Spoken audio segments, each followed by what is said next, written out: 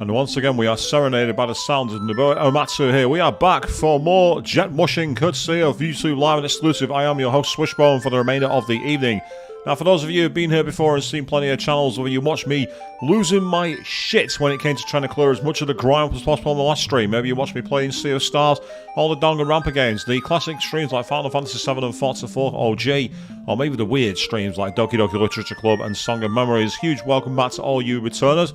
For those of you who've never seen this channel before, we play games blind for the first time usually, but tonight we're doing a bit of a strange exploration. We are going back to Midgar in Final Fantasy VII. Only this time, we're not going to be using Mako-infused materia. We're not going to be wielding big swords. We're not going to be wielding guns. Instead, we will be fighting grime here on the streets of Midgar. We've already taken on a couple of vehicles for Reeve to SD. We've got ankle deep in muck when it came to cleaning the Scorpion Sentinel for Heidegger. And then the nastiest cleanup after an evening in courtesy of Don Corneo's goons in Seventh Heaven. So what awaits us next? Meanwhile, good evening, Alistair Jack. Am I ready to get back to go power washing? Yes, I am, but I'm expecting to stress just as much over that tiny speck that goes missing. You can imagine that one person going, this isn't good enough, you know, with the old white finger glove. Yes, that was me on the last stream. And we are going to be, oh, the Marco Energy exhibit. Interesting. Another one by Reeve this time, saying that he's just to make up with some of the citizens who were last in touch. If you can't be in knee-deep in grime in the slums, maybe. And vacation? Did you see how much work I had to do in Seventh Heaven? I've not been on vacation. What are you talking about? I'm working for the Shinra. We don't do vacations around here. So, with that in mind, we're going back into the Shinra Tower. And also, Joe, waving at me in the chat as well. Good evening, teammate. How are you doing? So, yes, this is the legendary Marco exhibit. For those of you who played the original game, this was on floor 65. And what you had to do in that game was find pieces to complete the model. Here, we just have to clean it. Let's see how dirty it is. Here we go, look at that. Oh, look at the amount of grime we've got on this, people. Soot bioresidue. Yeah. Shinra bioresidue. Yeah. Doesn't bear thinking about, people. Let's get to work.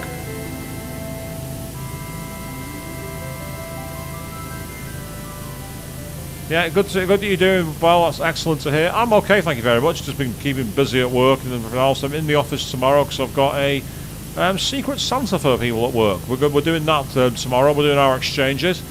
I'm wondering what hilarious gift people have got for me. I've got a fantastic gift for my choice, but I daren't say what it is in case they're somehow watching tonight's stream. I can't see it, but stranger things have happened on the old tubes of you, and I want to make sure that I'm not going to be revealing myself too soon.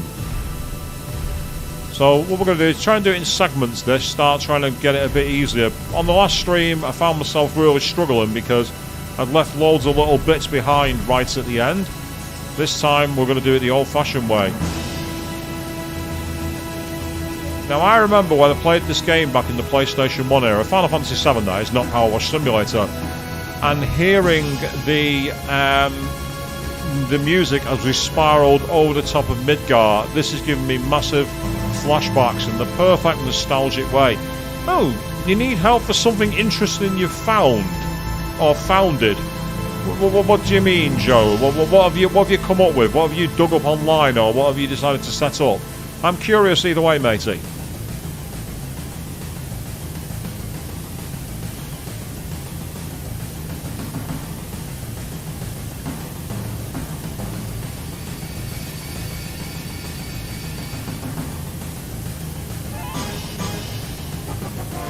I love this soundtrack. This soundtrack is one of my favourite soundtracks in gaming. And it has nothing to do with the fact that it's my favourite game of all time. That's just a coincidence.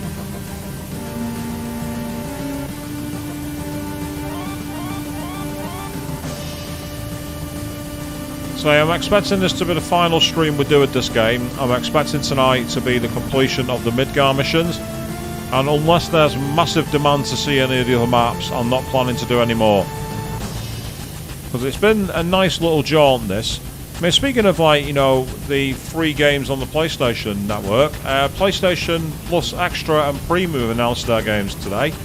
One of them, rather surprisingly, is Grand Theft Auto 5. They're actually giving that away on the Extra tier.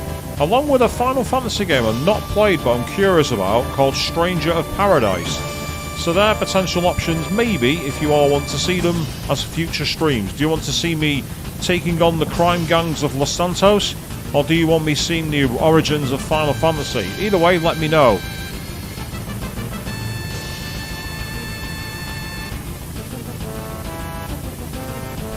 Ah, so you found a weird PS2 controller that has like an eco mode and digital mode. Is it a wireless controller? My brother years ago found a third-party wireless controller with analog sticks. And on backwards compatible, even certain PlayStation 1 games, which weren't analog compatible, suddenly were, which I found very interesting.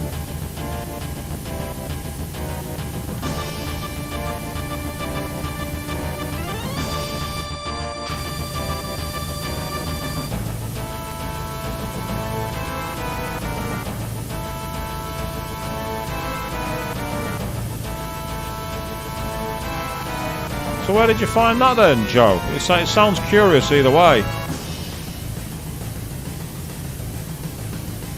So the PS2 is one of the best consoles of all time. It was underpowered and awkward to code for. Yet it had one thing that none of the other consoles in that generation had. A gigantic library of games. It had some of the greatest games of all time on it. And while some of them have gone to get better leases of life on the PC, there was still an era, to say the least. I just found it in some random old box. It was like you're cleaning out the attic, inspired by Powerwash Simulator, were you, Joe? I've inspired you to do some spring cleaning in winter, and you found something cool. Yes, you can get a wireless GameCube controller, Arista Jack. Quite a lot of the third-party companies have started doing that.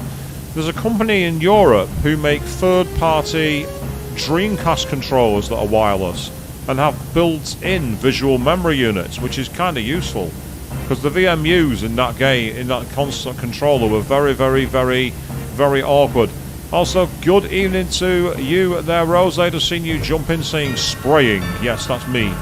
Spraying down, hosing down the Shinra from within. On their company dollar. They're paying me to do this. They're paying me to go postal on their monument to the city.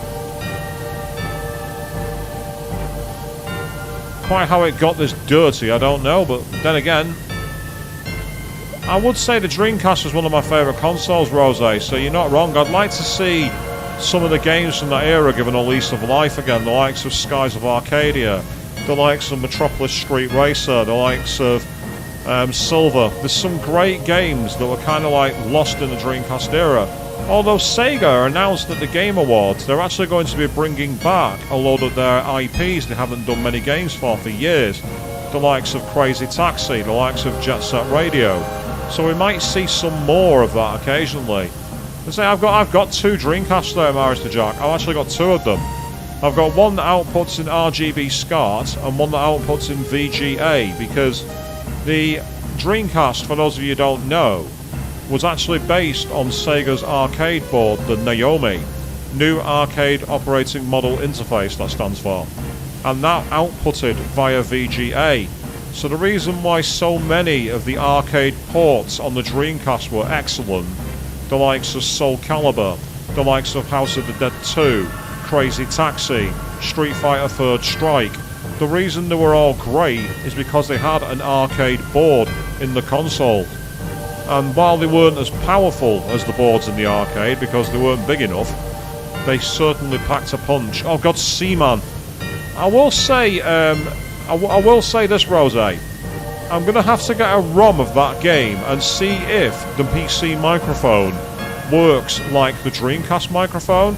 Because if it does, that could be a hilarious shitpost stream. I've never played Seaman, but all the memes I've seen of it means it's a game I'd love to do a stream of one time, just to see how crazy it is. I think what's interesting about that game is it has voiceover work by the late, great Leonard Nimoy. Yes, that's right, one of the greatest actors of that era, of the 1960s and 70s, is in that game. It was kind of like a strange passion project he had.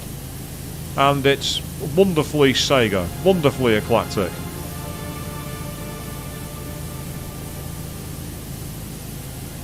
I'd have to find a way to get. I'd have to see if I can get the microphone working, because the game relied on a Dreamcast microphone, and I don't know if the system I have for running Dreamcast games on my PC will recognise it, because it's an old. Because the thing is, Dreamcast emulation sadly fell apart. There was a brilliant one called DMU, which disappeared, and then there's Redream, which is okay, but it's nowhere near as good. But unfortunately, a lot of the compatibility has been lost, which is a real shame. It can insult you. I've seen clips of it, and it makes me laugh. I'd love to see the stuff he comes out with. I'd be like, come at me, bro. Come at me.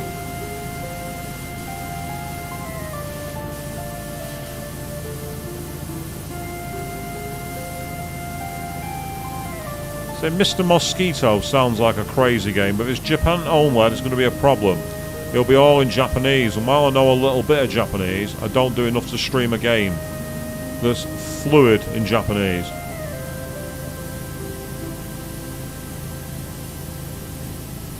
Say, DMU was great, because you could upscale to full HD if you knew what you were doing with it. If you really messed around with the plugins for it, you could make it as good as HDMI. I remember, I can't remember what his name is, not Richard Ledbetter, but one of the other guys who's based at Digital Foundry. He did a series called DF Retro on the video game Shenmue, and he was talking about how if you run the game in DMule with the right plugins, you can make it even better than the Xbox original port, which was much harder and was much better than the Dreamcast native. You could make it a lot clearer, which is really quite surprising.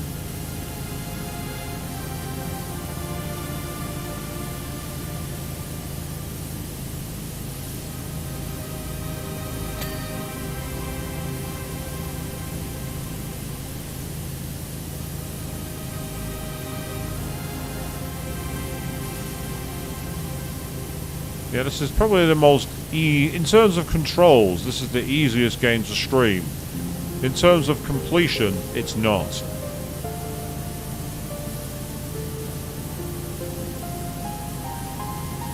Yeah. 私は4年はマンチェスター College で日本語を勉強しました. In other words, for 4 years at Manchester College, I studied Japanese. Yes, I know a bit of Japanese.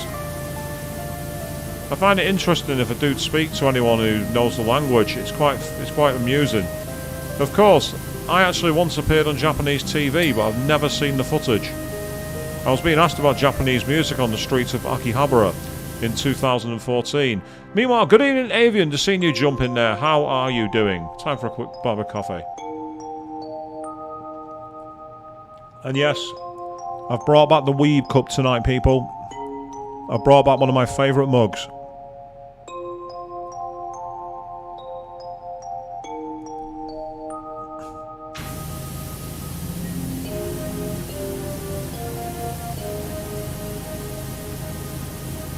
So playing this game, oh yeah, by the way, if you like this, we've got soot here, and then bioresidue.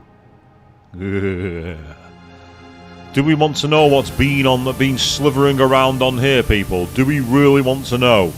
It's the Shinra building. Do I want to know what bioresidue they've left behind?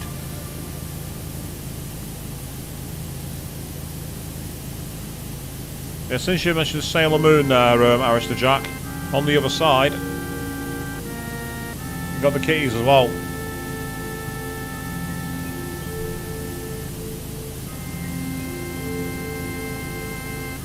Because kitties are bestest. Yes, you heard me right.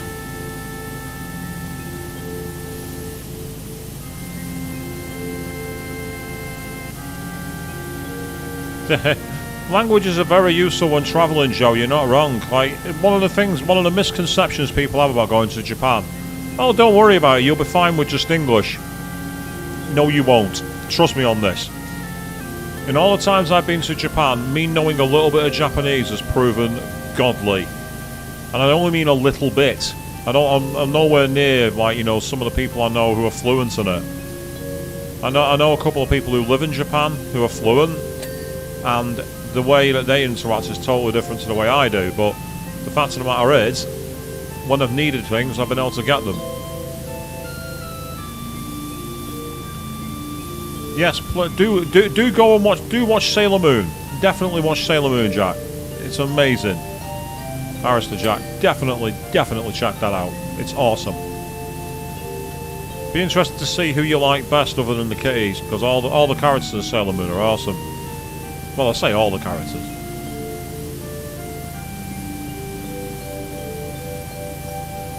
Yeah, that's true actually, Joe. Yeah, it definitely makes your experience better. Although interestingly, years ago, I worked in the city of Manchester, and one of the guys I worked with was a gentleman who knew like a lot of Cantonese, so Canton Chinese. Reason being that they were often in Hong Kong quite a lot, so they knew a lot of the language because they were over in Hong Kong all the time. Well, the city of Manchester does have quite a big Chinatown, and one time my work colleague goes for a lunch at a noodle place, orders his noodles, sits down, everything's going beautifully fine, and he's joined by a friend of his, and both of them look totally out of place in terms of, you know, they don't look remotely like they don't look at the demographic. So anyway, one random person is sat at a nearby table talking on a mobile phone in Chinese, and they suddenly start going, "Oh God, I've got these two horrible British guys who sat next to me," and they started being really personally insulting. My work colleague turned round to the guy and said in perfect Cantonese, "Be really careful what you say, I understand every word." And he said he'd never seen anyone bolt it from a restaurant faster in his life. The guy was just like, "Shit, run for it!" So, just because someone may not look like they're from the area, people, don't think they don't understand you. Explain the general layout of Midjar. There's the upper decks, where all the rich people live, and then there's the lower decks, where all the scum gets to rot in the pollution. Oh, whereas he's going, it's all about dividing into 8 towns and everything else, and I'm like, boring. I have music, I don't need you twittering on about the city layout here, thank you very much.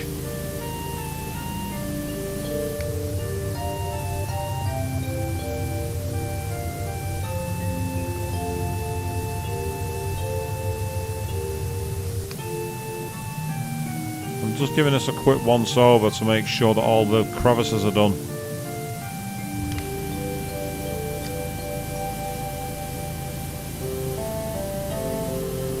Ah, nice, looking at some anime characters, some more cosplays, Marister Jack.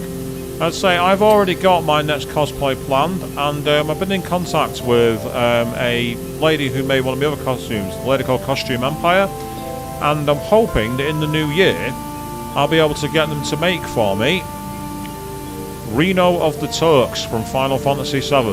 That's right, I want to do my first ever Final Fantasy cosplay next year.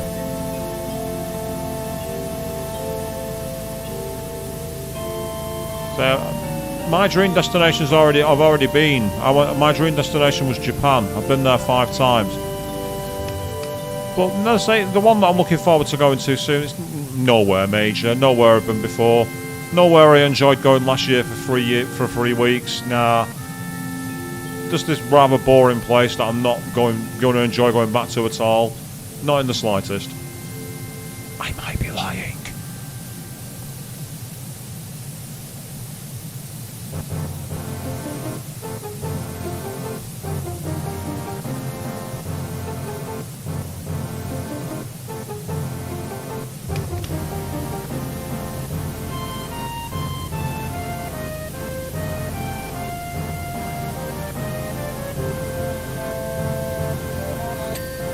Spray into all the gaps, that's all we can really do here, people.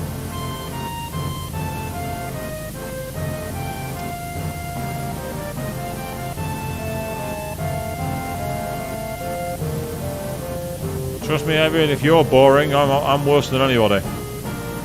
No one's more dull than me. Don't trigger me.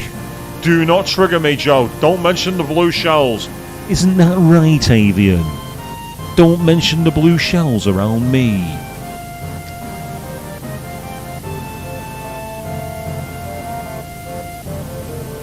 Yeah, Cloud's sword is amazing as a cosplay item if you can get anyone who makes them. I'd say Reno, he uses like a police baton, so it'd be more carrying like a single handle weapon for me. But I've already got an idea for that. What I might do is I might buy one of those like little tourist, you know, those flags that you see tourist group leaders hold. I might just convert one of them into it. Probably the easiest way, without having to like get crazy with foam or anything like that.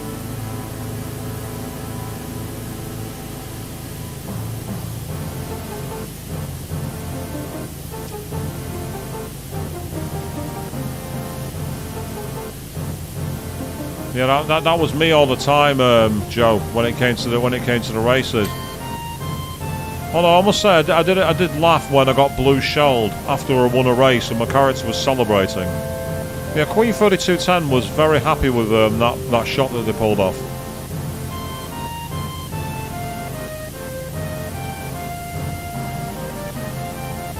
So this has not gone so bad so far. We've done all right with it. It's not been as messy as the job in Avalanche's HQ.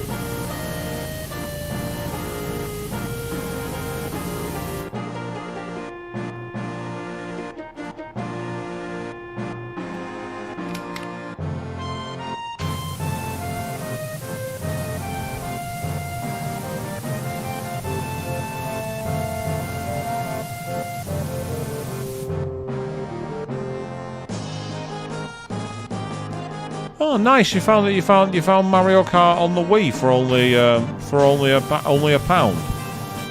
That's pretty amazing.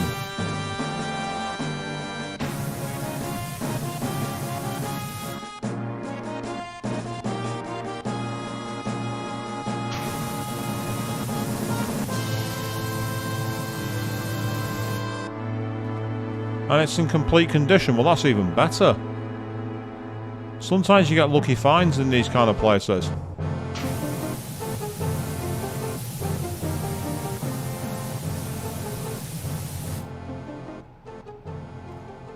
But yeah, so the big question is, like, with next month's PlayStation Extra and Premium offerings, who wants to see me take on the likes of Grand Theft Auto 5 on live stream? I never quite managed to get into that game. But playing the PS5 optimised version might be a way for me to resolve the issues I had with it. I also might hate it, because I love GTA San Andreas, so with the fact that GTA 5 is going to be free in the PS Plus Extra next month, that might be one of the games I decide to play. But one thing I won't do is play online. Ah, nice, going to do some Christmas shopping, are you, Mr. Jack? Got anything to go in mind? Or are you keeping it a secret? Either way, it's still awesome, mate. You reckon it'd be funny watching me play GTA 5? The thing is, with the way I play the game, it'd be probably really quite lame to watch. I'd probably be really, really bad at it.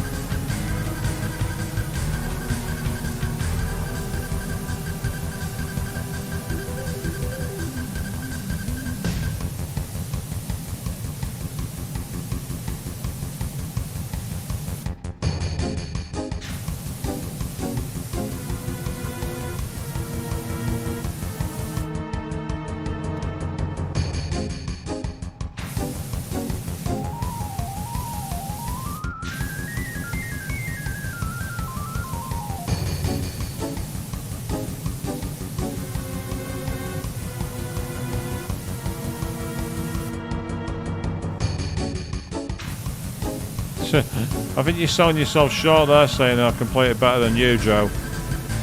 You've seen me play enough games on here. Oh, that sounds nice, Mr. Jack. That's pretty awesome.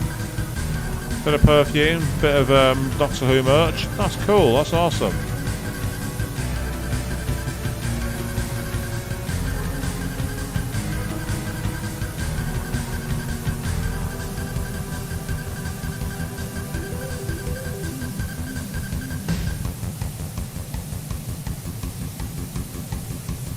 as I continue to clean the Midgar model. And all these crevices are making it very difficult to find all the dust and dirt.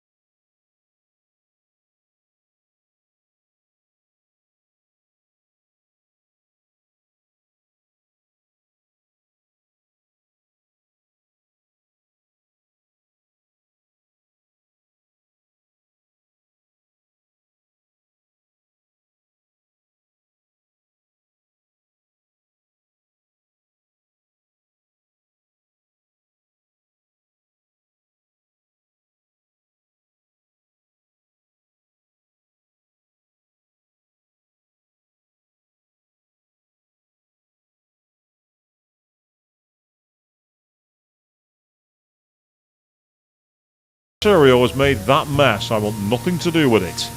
That I can tell you for free.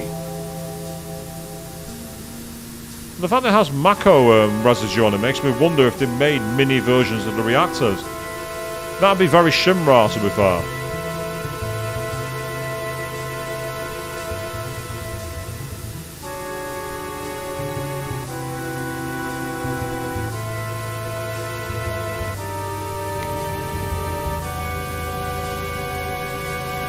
How've your days been anyway, people, for those of you not been about? What have you been up to, apart from work like me, I imagine? In fact, I imagine most of us were working today. I am in the office myself again tomorrow, and I've got my works Christmas doing Secret Santa tomorrow night, so that's going to be quite interesting to see what kind of crazy gifts we've all got for each other. The advantage of this model is we're not going to need the ladders to get onto it, at least. Yeah, you're probably right. We've already seen bio-residue. I don't want to know what that shows up under the black light. Let's leave that alone. Like, Reeve called us to do this. We obviously saw it and went, ew.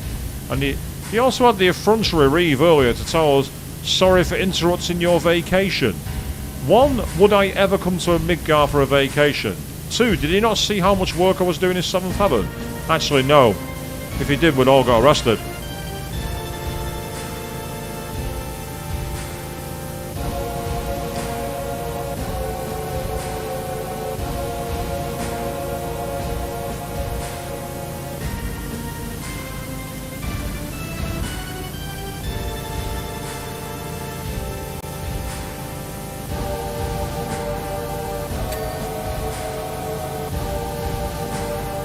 Interesting, you might have a surprise event this weekend, Alistair Jack.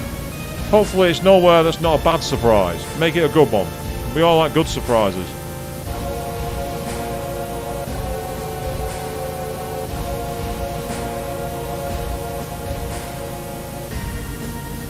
Mako is a substance that flows under the surface of the planet. Well, if you believe the rumours, it's more than that, Reeve.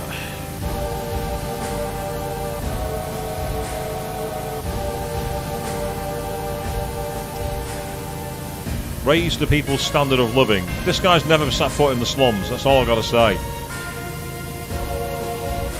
The slums are like the shantiest of shanty towns.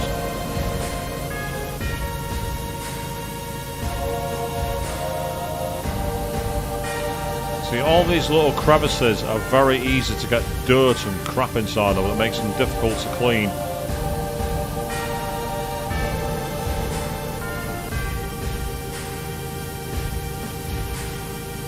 Let's use aim mode for a second.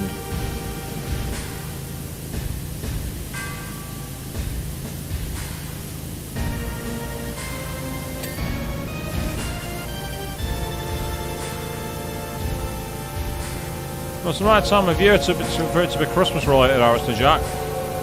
I say all you can do is wait and see and just hope it's going to be something really fun. I'm sure it will be.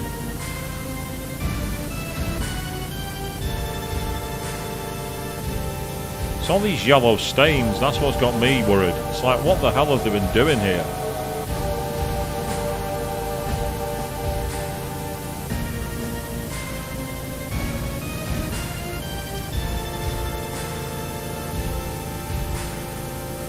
And as the areas get more and more built up, there's much more gunk to get rid of.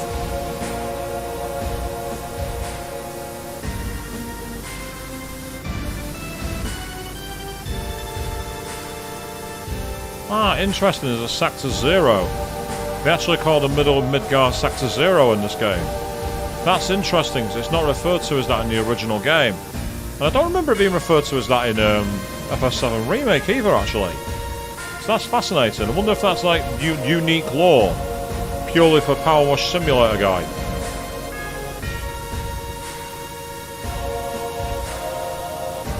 Now, Christmas Day, I'm going to be with the family, opening gifts, and playing on my Nintendo Switch. Because there's no way in hell I'm watching Christmas TV. I refuse to do that, and there's no way I'm going to church either. Right, actually, you know you talked about wanting to learn Japanese earlier? That there, that character, is Hachi for 8. That's the number 8 in Japanese, Hachi. So there you go, write that down, people. In fact, there you go, I'll even give you a moment. You can draw the character. Take your time, people. Get your screenshot. That, right there. That's number 8.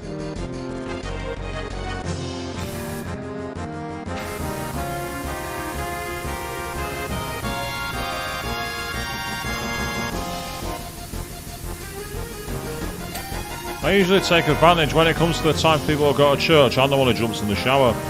That's the way I do it.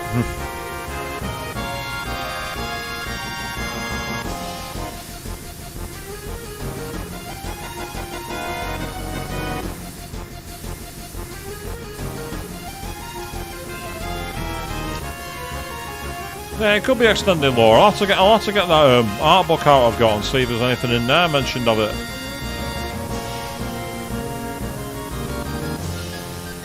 There's something about this music that's just...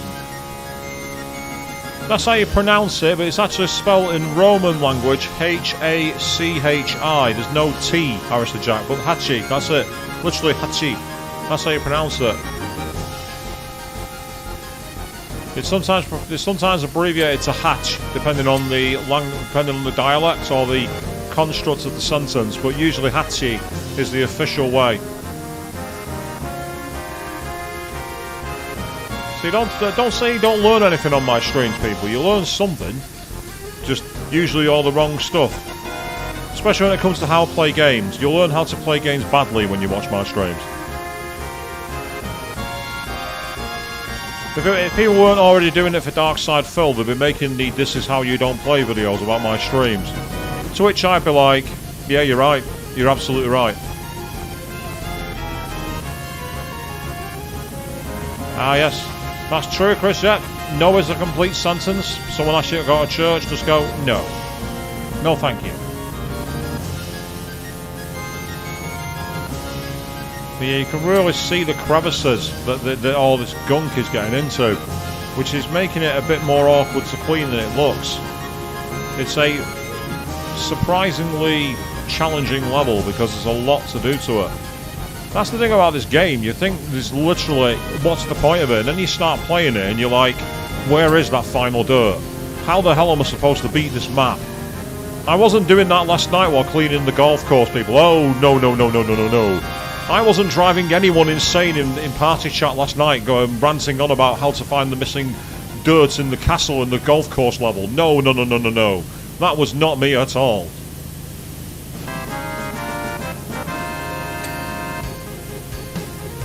To be fair, Chris, if you do it as a learning stream, you wouldn't be here. People don't come to my stream to learn things. Apart from how to not be as sad as me, maybe. That's probably the only thing you'd learn.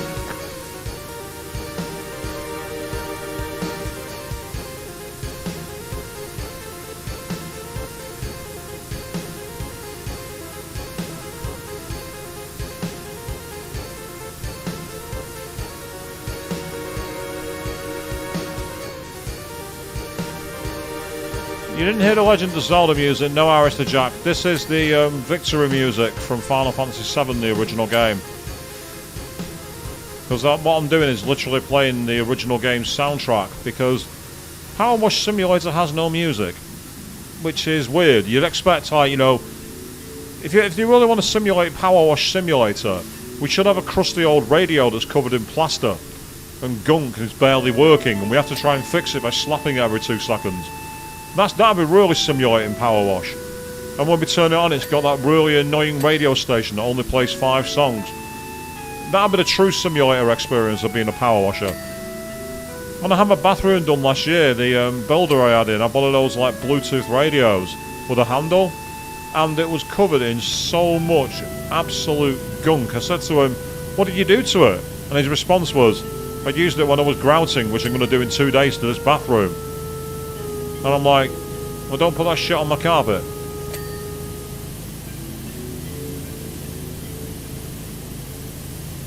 Ah, yes, true, yes, the carousel does have music. There is one level that has music.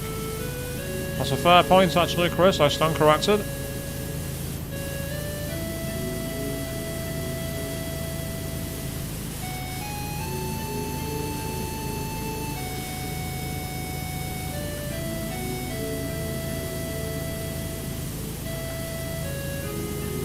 The segmentation approach is actually making things a little better.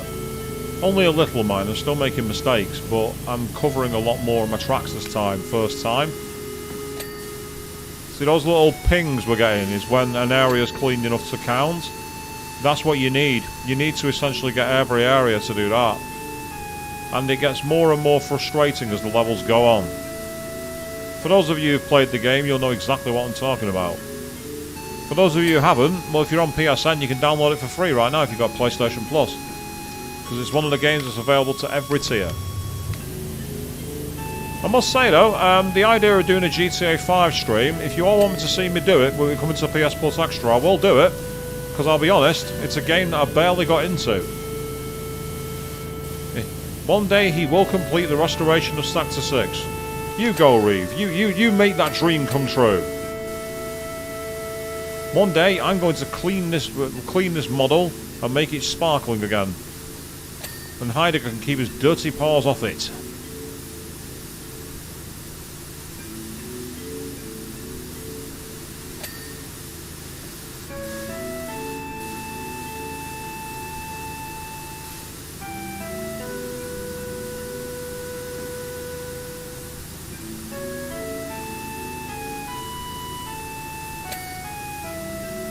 Now, speaking of the games to PlayStation Plus though, the premium tier is going to be adding a load of the Mega Man games, the classic platformers by Capcom. They are notoriously difficult. They are brutally hard. So I may regret saying this, but does anyone want to see me tear my hair out to some retro platforming action? Let me know in the chat. Ah, some scenes aren't suitable for YouTube. That'd be requiring to get one of those blur filters done. I'll have to look into that. I'm sure they'll be out there. Or of course having a clip that I can immediately cut to that's like, this has been censored for the good of your sanity.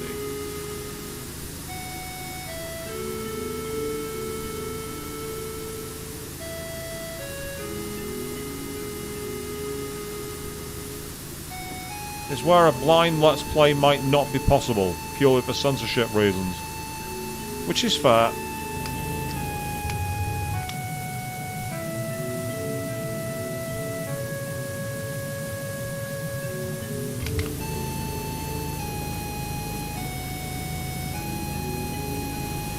Unavoidable club content, right, okay. There's a GTA San Andreas had that in as well. That's a game I'd love to stream, GTA San Andreas, but I can't. Because it has extremely casual use of one word, which I do not want on this channel. Those of you who played the game will know exactly what word I'm on about. Oh no, Avian, why have your eyes lit up in the chat? What have I just said? What have I just said that's got you gushing? Or are you just gushing at the music? Because if you are, you've got excellent taste. Music from Best Girl Era when we first meet her.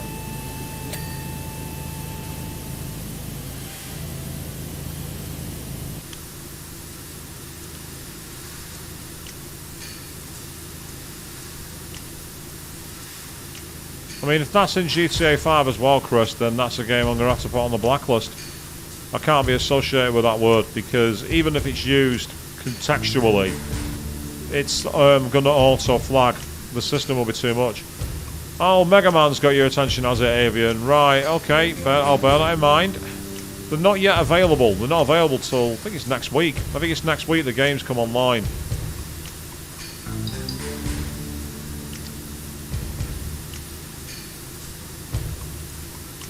Yeah, it's a good call, that, Chris. It's a very good call. So I'd have to do some searching, do some research on the points.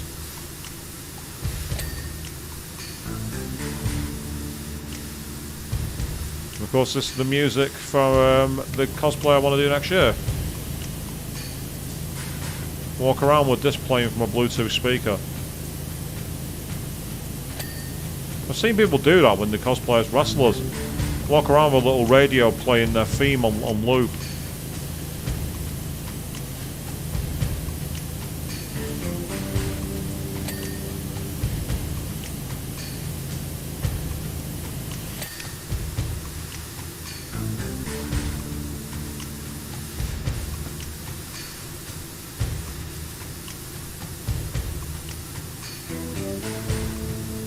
I love the shiftiness in this music, even though it's like really quite tribal. It's like the guitar picking is like... You can almost feel some of a cheeky smile when they do it.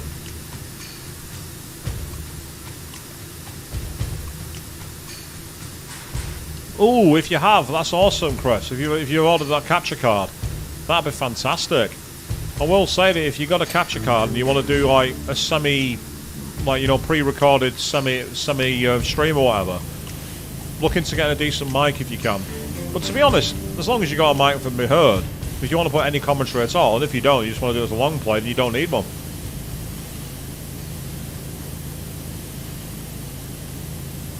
You have to let me know how it goes, because I say, I mean, the functionality I've got for the other version of that capture card. As I say, if you have any questions, I might be able to solve them for you. Because I had initially some problems getting it hooked up, but once I did, it was fine. And as I say, I've been able to do almost every console in the world with it. I've even had my Dreamcast capture, thanks to a VGA to HDMI adapter.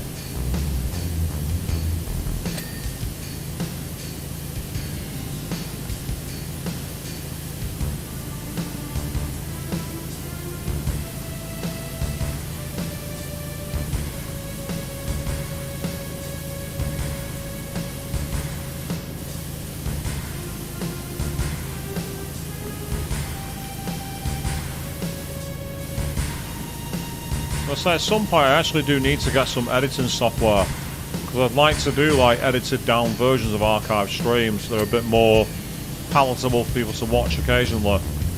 Throw in some memes and all that kind of thing to go, why the hell did I do that? So the kind of content that Queen 3210 puts out on her channel. See, I'm good at this kind of thing. I like to help with people out. Give shout-outs where they can and give people a chance to be seen and heard. This platform used to be about broadcast yourself and being part of a community. And then everyone decided they wanted to make money from algorithm chasing. It's a shame in many ways.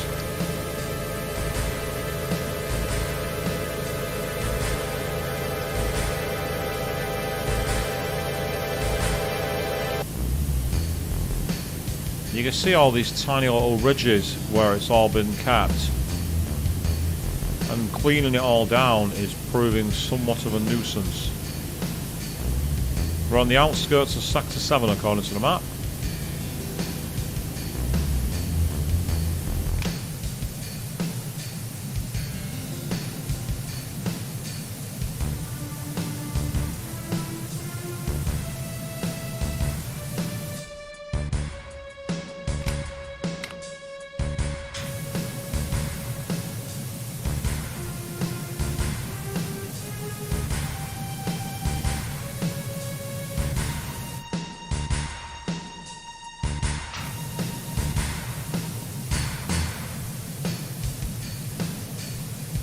So I started playing Final Fantasy VII again on my Switch.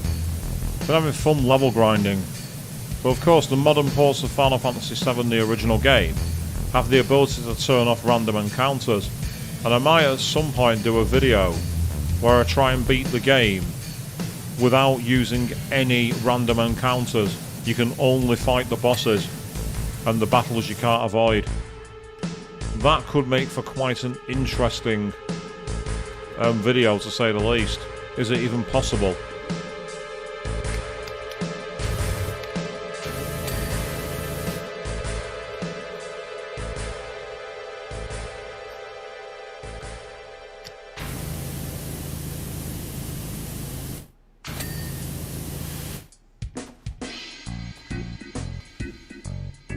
So you see the little white bar up the bar that's clear. If there's any white in it, it means there's bits to clean. And that's the trick that I picked up over the last couple of days to help try and figure out what I'm needed. Because watching the archive of me cleaning the Avalanche's bar made me realise just how much I was missing so easily.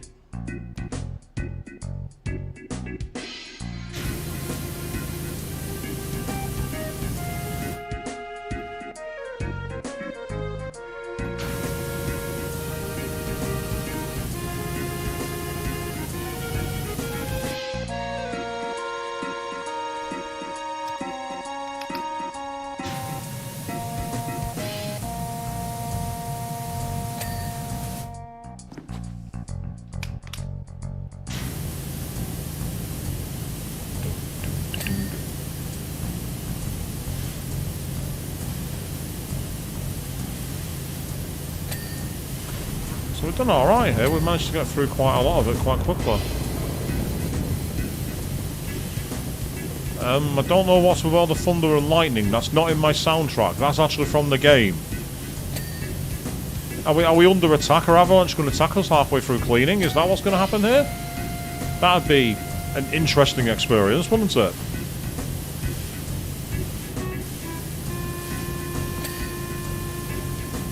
Or is that just me imagining things here and that in my head then, people?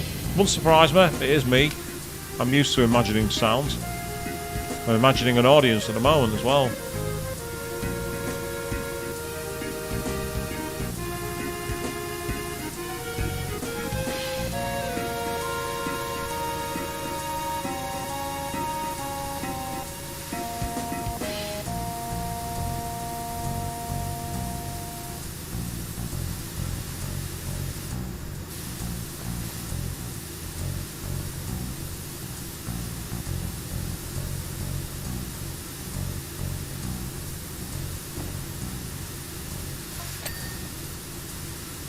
Yeah, there we go. In canon universes, as explained, it sounded like an explosion. So has the Midgar reactor been blown up in real time while we've been playing the game? Because if so, that's an awesome touch. And we are truly in universe as workers for the Shinra, not knowing what's going on.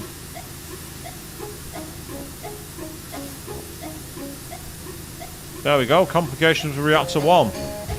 In universe, we are cleaning the Shinra Tower while there was an explosion.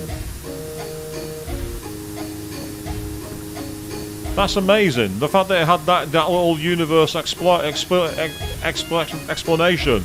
is fantastic. That's such a great little touch. So officially, this all took place before the reactor. We cleaned Avalanche's gear. We got all that set for them, and then they went and blew up the Shinra reactor. We really are chaotic neutral people. We are working for both sides.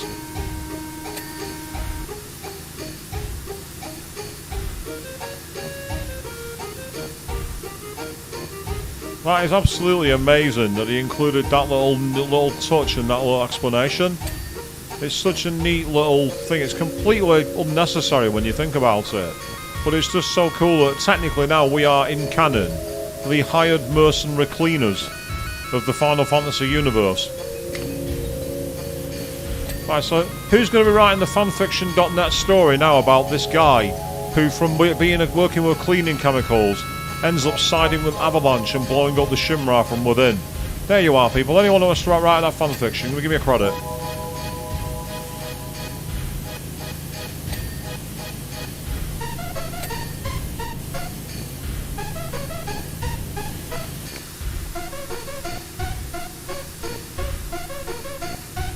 Right, okay, I'm calling it now. At some point, while we're on board the boat in the Final Fantasy VII Rebirth, we'll see the Powerwash simulator guy cleaning the boat. We'll find the Powerwash simulator guy cleaning in the game. And now I want that to happen. Square, make that happen. Canonize this random dude.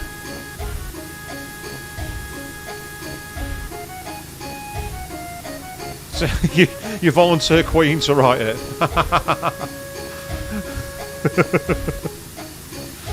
Love it, absolutely love it.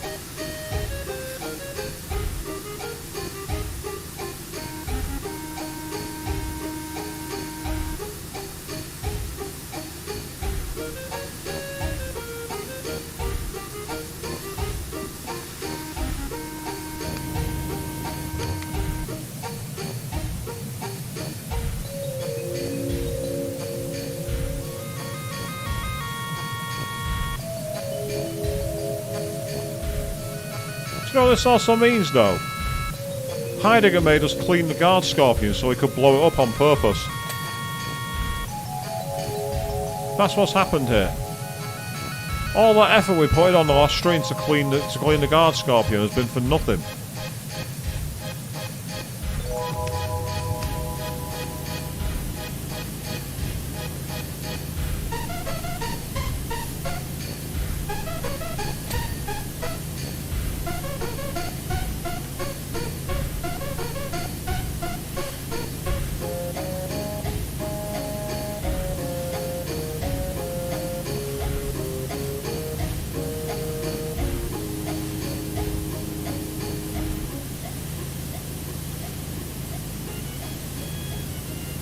Yeah, new DLC skin for Final Fantasy VII Rebirth. You can give them the Powerwash simulator armor. You can give the Powerwash weapon to Barrett as a joke weapon instead of the rocket punch. His joke weapon is the Powerwash. There's all kinds of things they could do with this.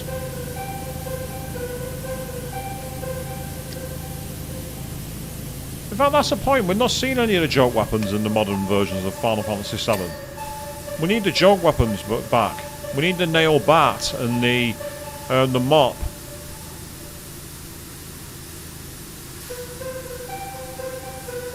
And the umbrella and all the other legendary weapons. We need the joke weapons to return.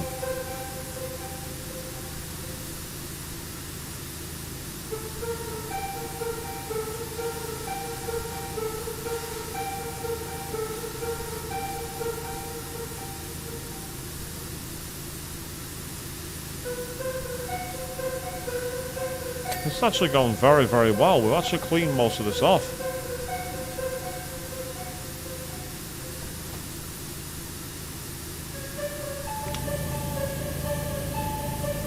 So we're getting cleaner. Ooh, oh, no. I keep hitting the wrong controller button, which is annoying.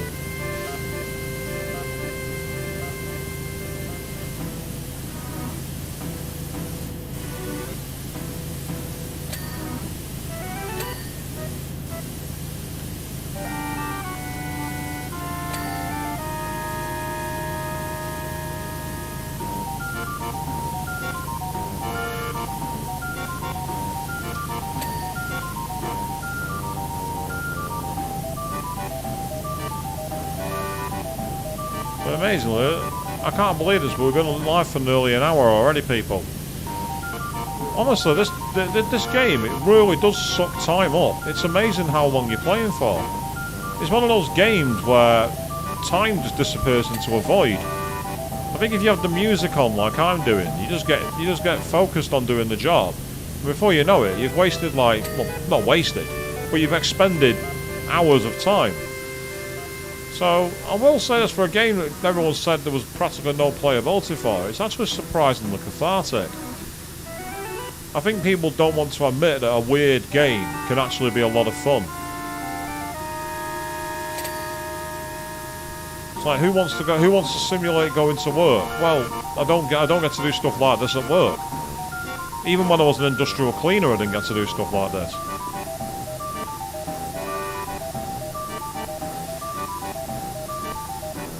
And meanwhile, you get people who sit watching 2-hour video essays about nonsense. So it's not as if, like, it's any less productive than that, is it, people? All the video essay fans are now going to be filling up my chat, calling me ignorant and many other things. They're probably right.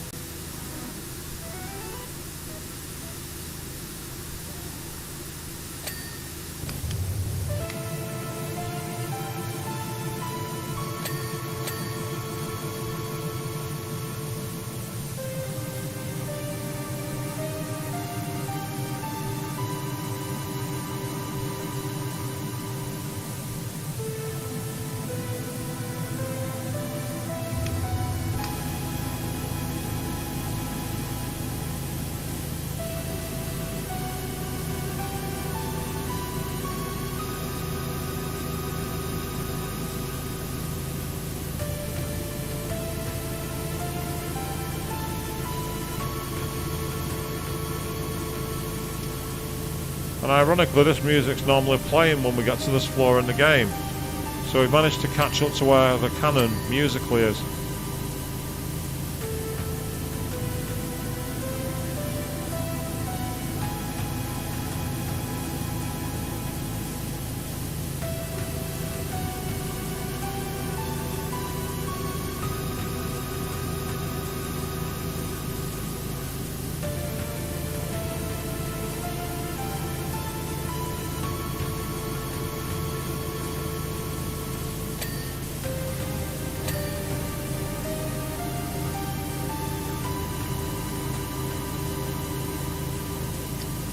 Keep hosing them down.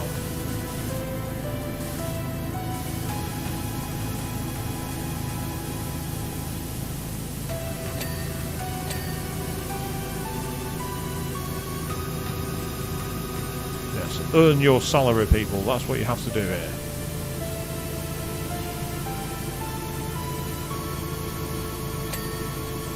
Oh, okay. That apparently was enough to clean it.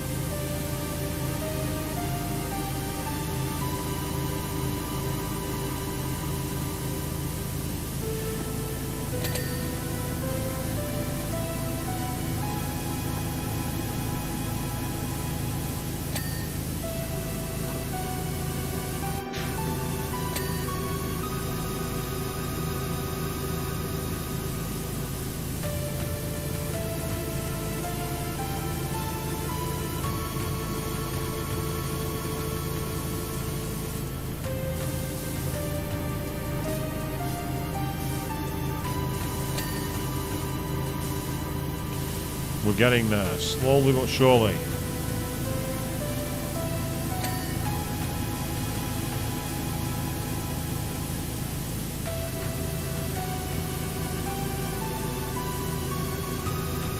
Yes, the constant turbo is probably a cheat, but it works.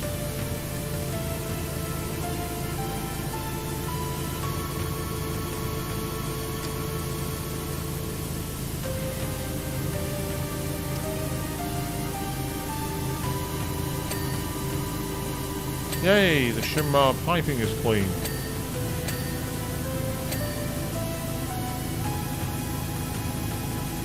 It's probably the cleanest shimmer I'll ever be. I'm amazed we didn't get like a special Mako fluid for this. Like a special Mako chemical.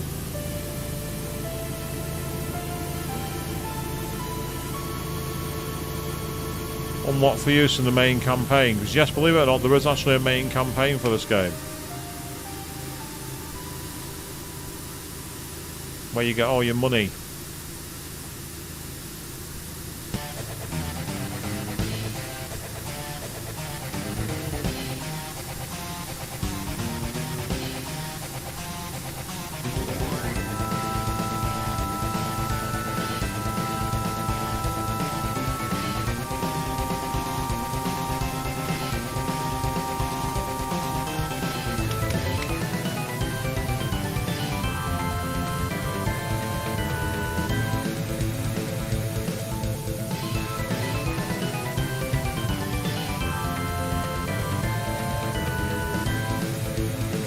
I want that little orange bit there clean.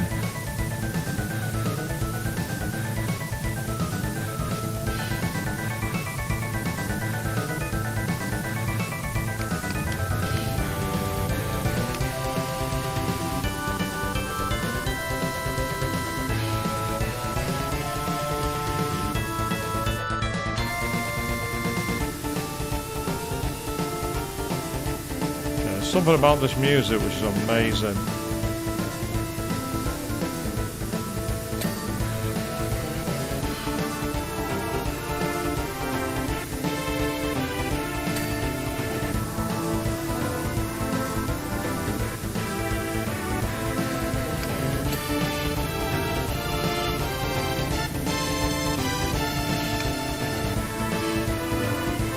Yes, keep it coming. Here we go. We're not far off.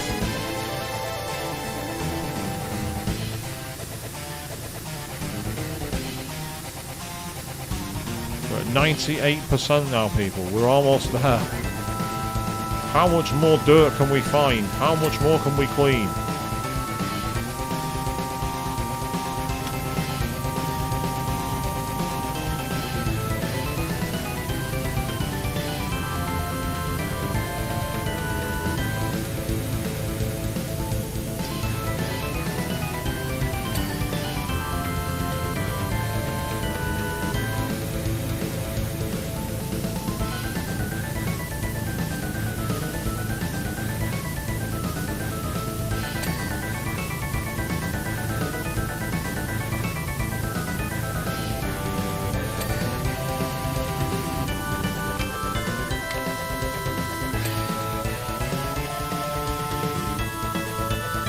I'm going to find mist mode here to try and get through as much of it as we can quickly.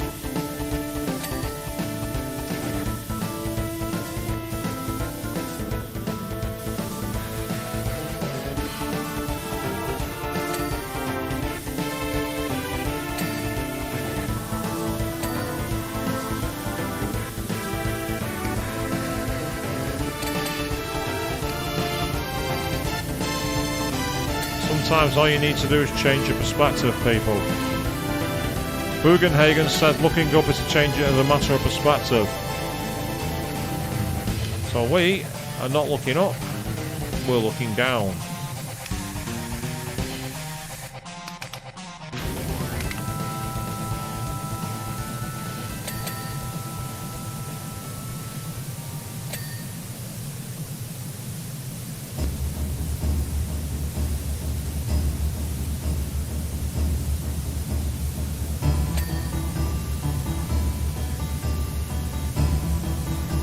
Yes, the ultra jet hose of the gods. That's what we're doing here. It's a good strategy.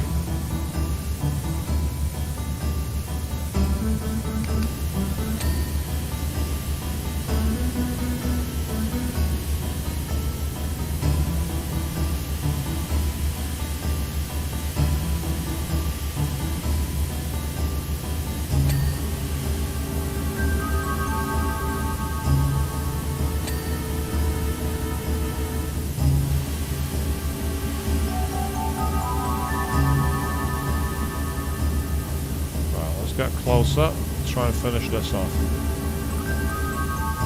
Yeah, there's loads of little back cuts here we haven't touched.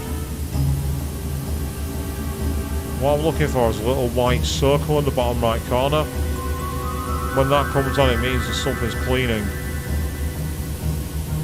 See what I mean? Little white circle. That's where you know something is being cleaned.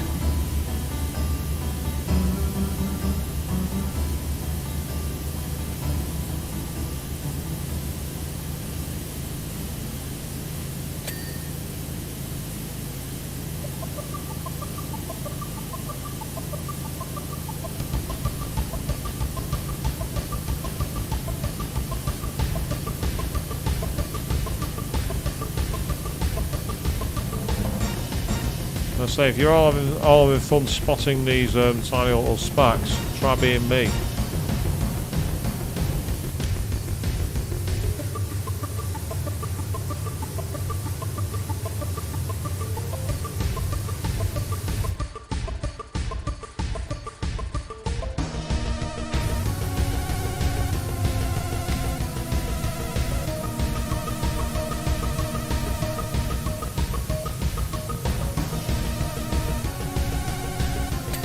Yay, there we go.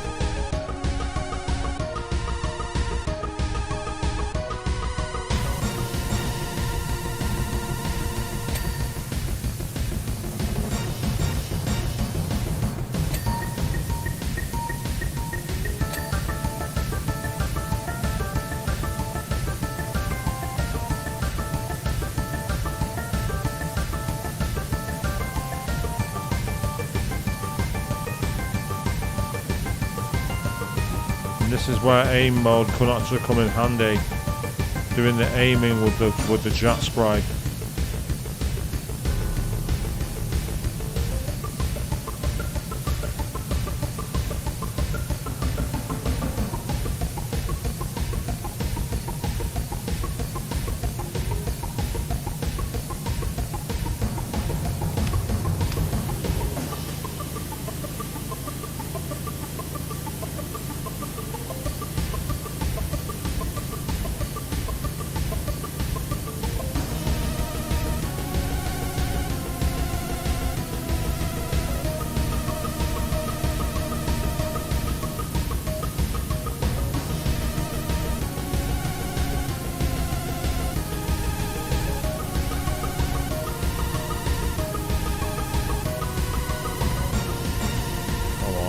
Yay!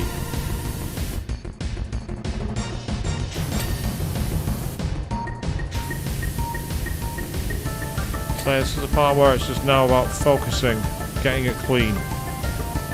This has been surprisingly a long chapter, this one. It's been longer than I thought it would be. You see the map in one concentrated area, but I think it's because purely with all the grime points which aren't that obvious.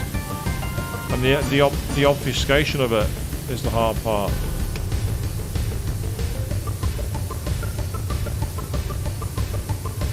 Do you know what I mean? About how it's all hidden behind little jet hoses. So being able to get to them is proving somewhat of an awkward nature.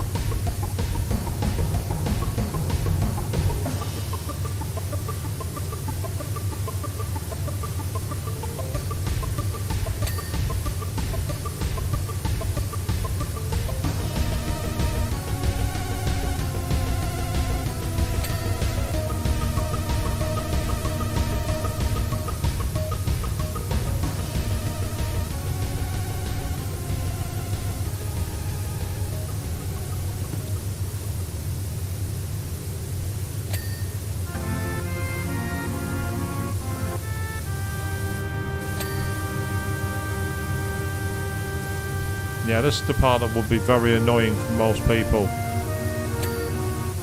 This constant search for the final parts. Well, saying most people, I mean, I'm obviously talking about me.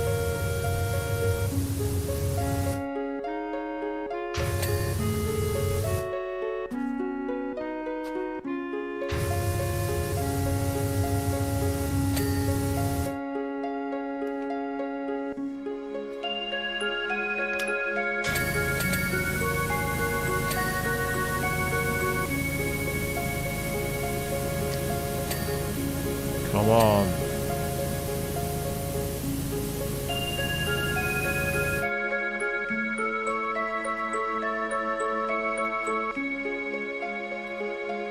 Well, apparently somewhere in the large silos a lot of junk.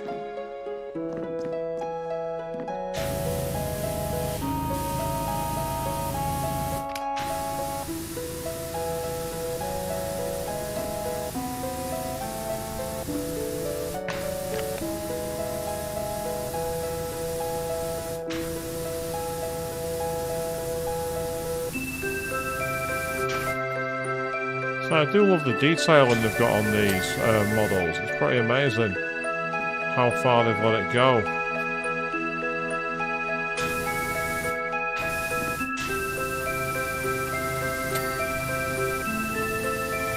Okay, now we're not too far off. We've got the exhaust pipes.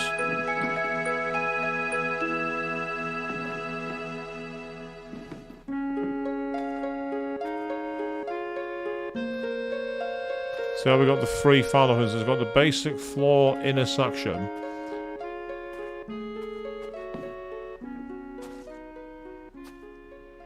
Right, one of these little holes there is missing.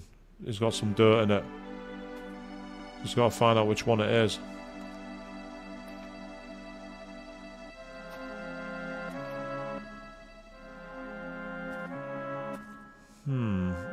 It's this one.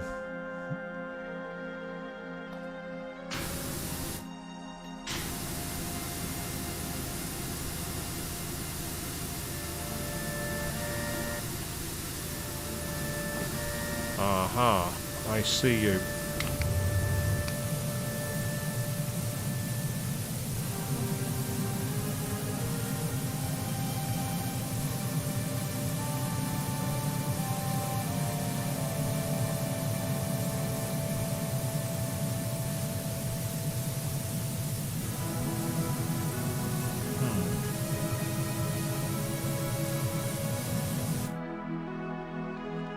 Says there's still parts that have not been cleaned, and I'm not seeing anything, any spacks.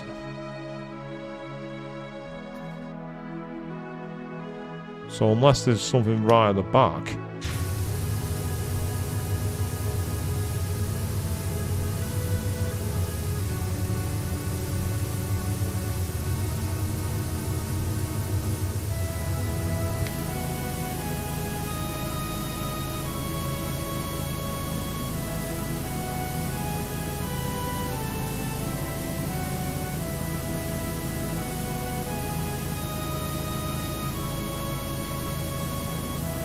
You can see how there's a little speck of white on the left side of that. On the left side, there it goes.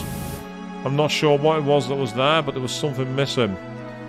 Then there's the base walls that apparently have not been covered. Right, so one of these outer walls is missing.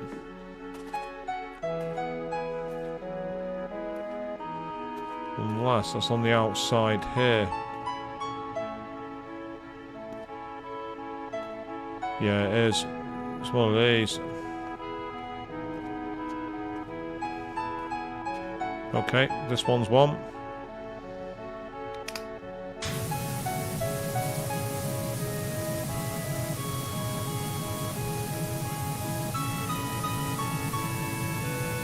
Almost there, people. We're in touching distance. Yes.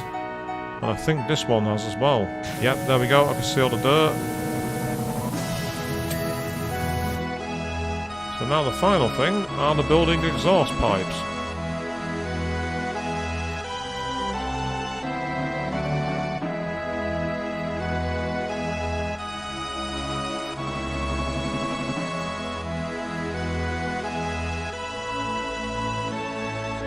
So the question is, which one of these pipes counts as the exhaust pipe?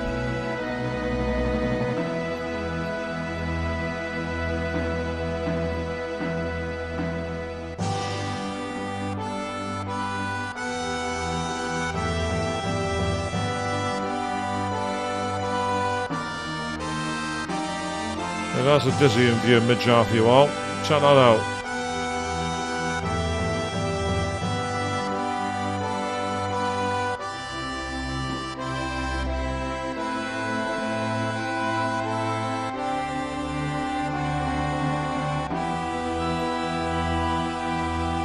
What I'm literally doing now is highlighting every single thing I can, just to see if I can see any which I considered the building's pipework.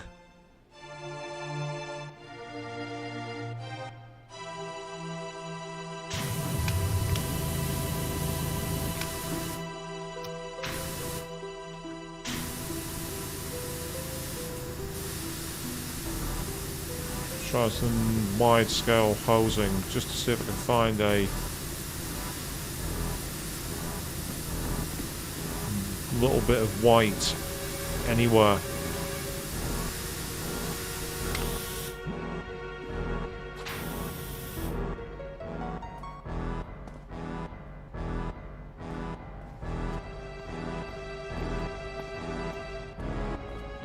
Just see if there's any like big pipes on the outside anywhere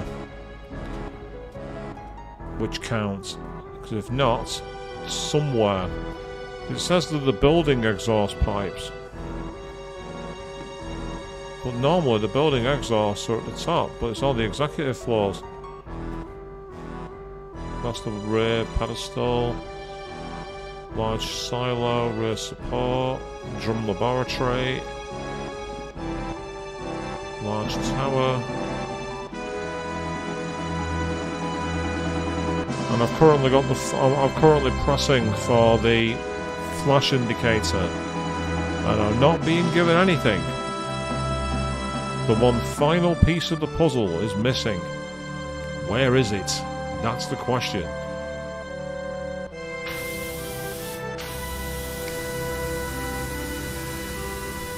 So I'm letting it go on full auto, just attacking everything.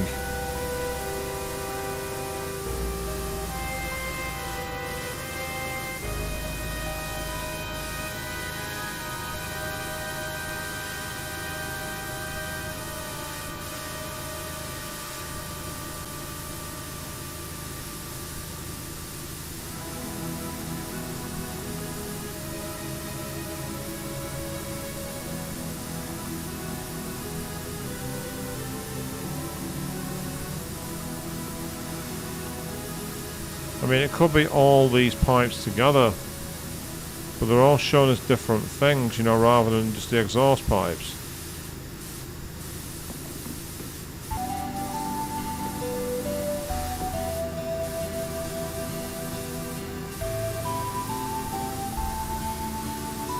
I don't want to have to look up where this pipe is, I really don't. I don't want to have to look that up. Well, unless I'm going absolutely blind, which is not beyond the boundaries of possibility, people. Let's make that clear. I'm not seeing it. Take a quick drink of water.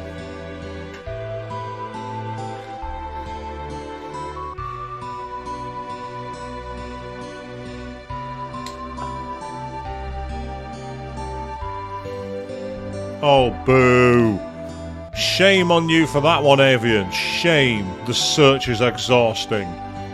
Listening to me, I can imagine being exhausting. The search isn't. Don't be like that.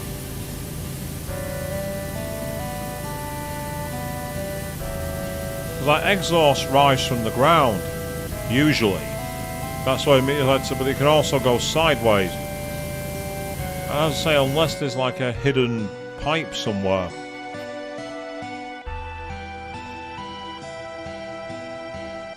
Even like using the base wall, just thought I'd see if there's one of these that's got an output, maybe like an output pipe.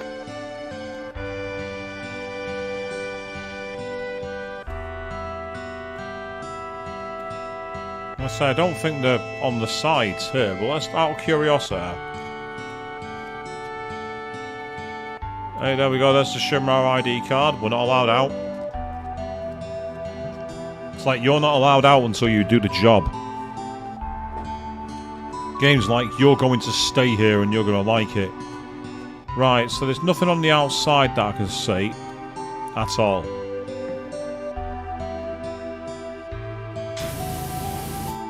That looked like dirt, but it wasn't.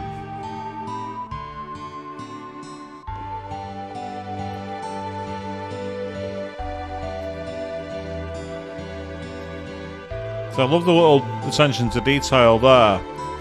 With the little T-bridges. That's amazing. That's a great little Easter egg. Yeah, so it's got to be on the pipe. But there's that much piping here. And I'm looking at all the white, you know, all the bars. And I'm not seeing any white anywhere.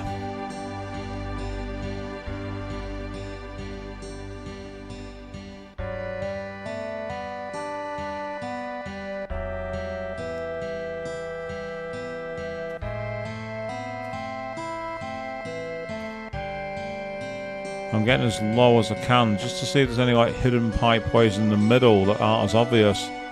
It doesn't help that, as I say, because I'm not seeing the pipe. I'm not seeing any markings for the dirt, which is to be expected. This is like that on the last stream when we were trying to find the fan bolts, isn't it? It's exactly the same problem. It's like that one tiny little attention to detail, which is fastidious as anything and not obvious to spot.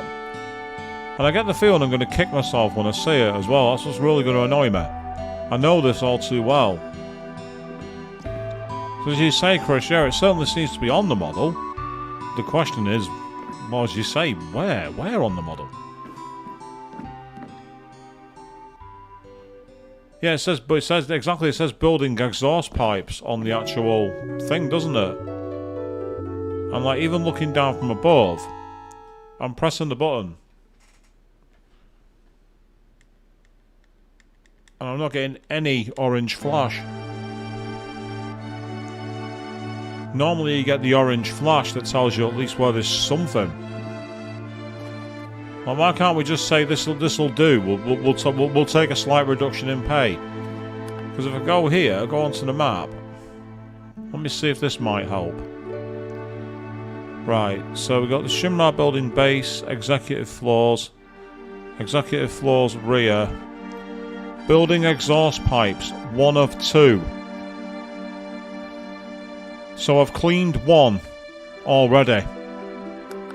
I've cleaned 1 somewhere.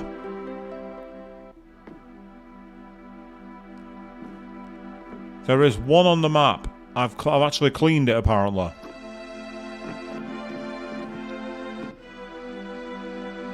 Ahaha, hang on. Got him.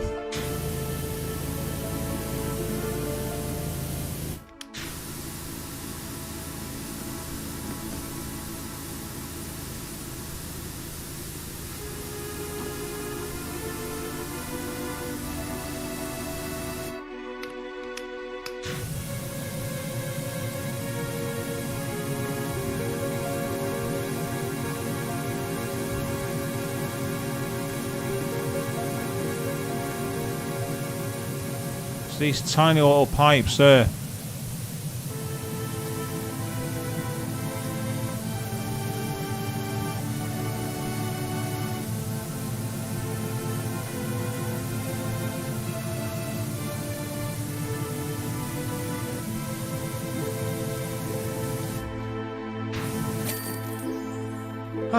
There we go, done. They weren't exactly the best exhaust pipes because they weren't going to put the gas anywhere, were they?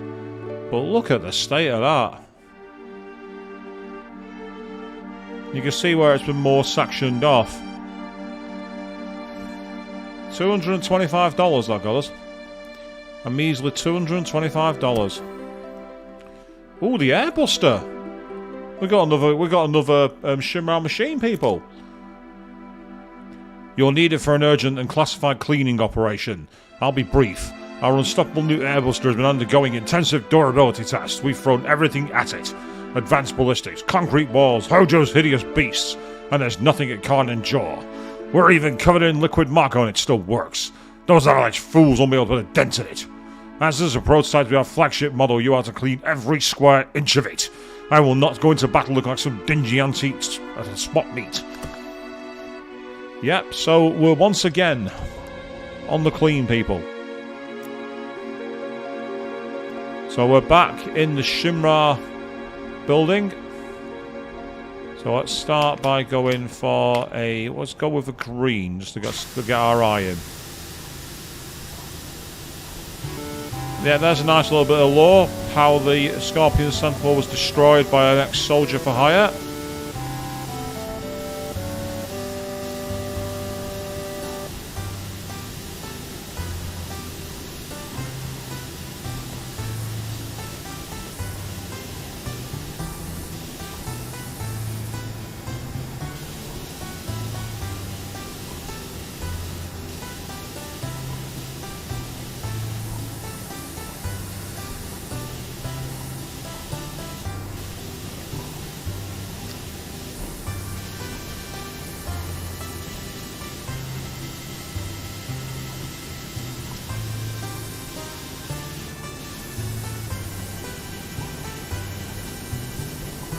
So memo to me, make sure that we explore every inch of this machine, because those pipe works are a good example of just how fastidious some of these things can be.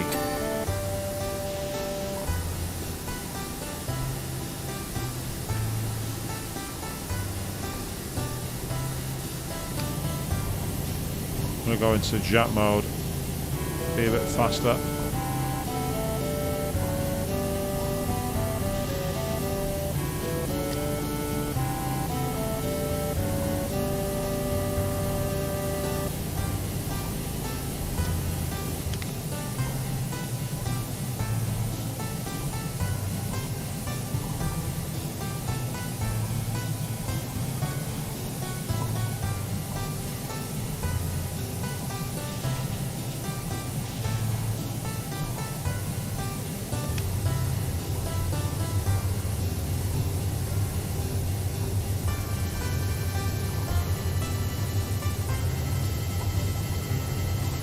Wow, this grime here is putting up a huge fight. It just does not want to clean.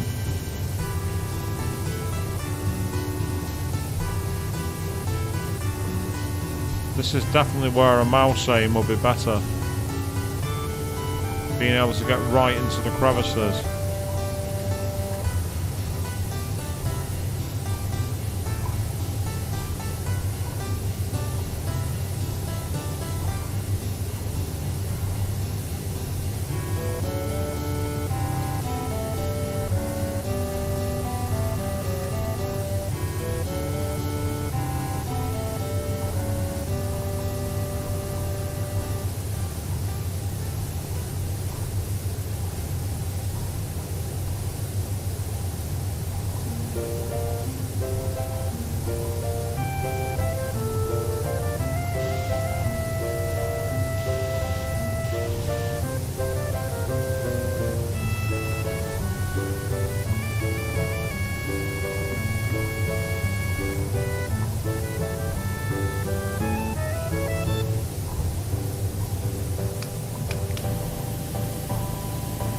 Yeah, thank you, Chocobos.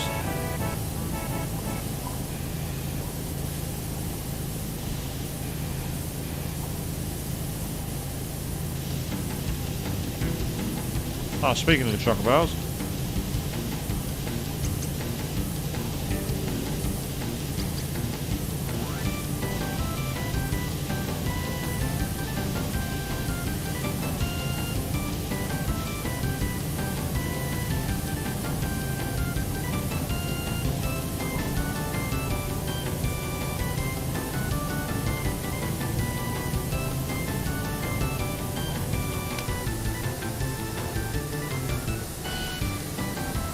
Right, well this might be cheating, but it might work.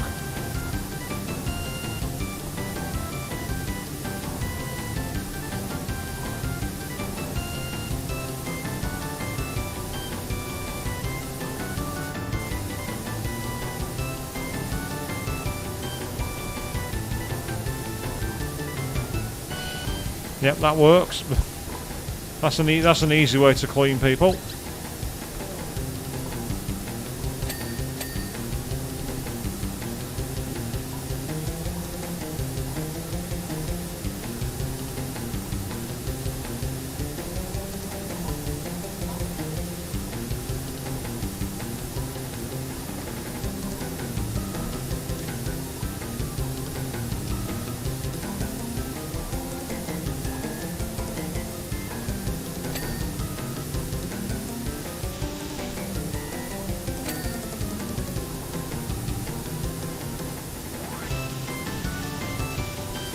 Quite a nice and simple one so far. Let's get on with it. As we are cleaning the Airbuster, Heidegger's new flagship weapon.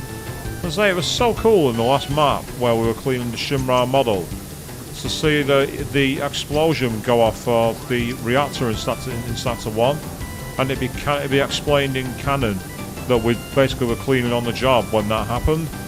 That's so cool. Completely needless, but cool.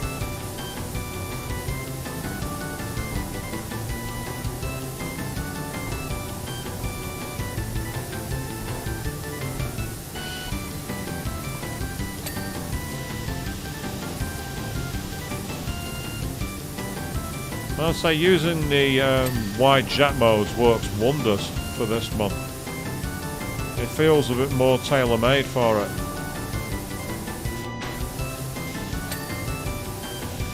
Oh, do we owe royalties for that one using tailor-made? Do we owe royalties now?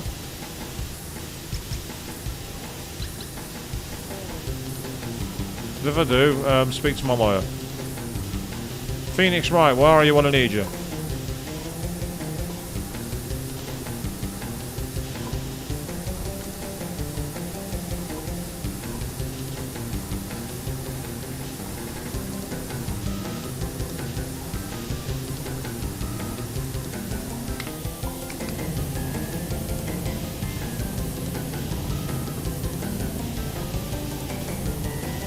Yay.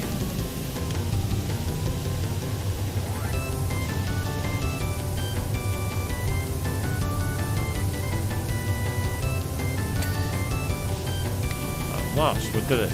Awesome.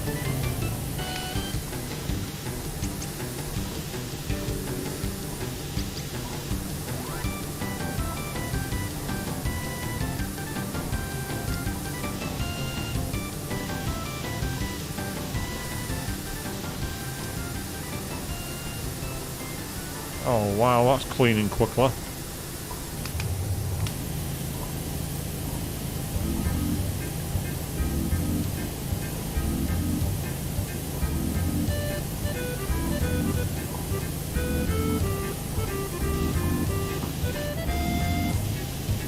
See, we haven't even gone up yet, we're just cleaning from the base bottom and we've already done nearly 20% of it. In a very fast time indeed. So, Avalanche have played into his hands apparently. How have they done that then?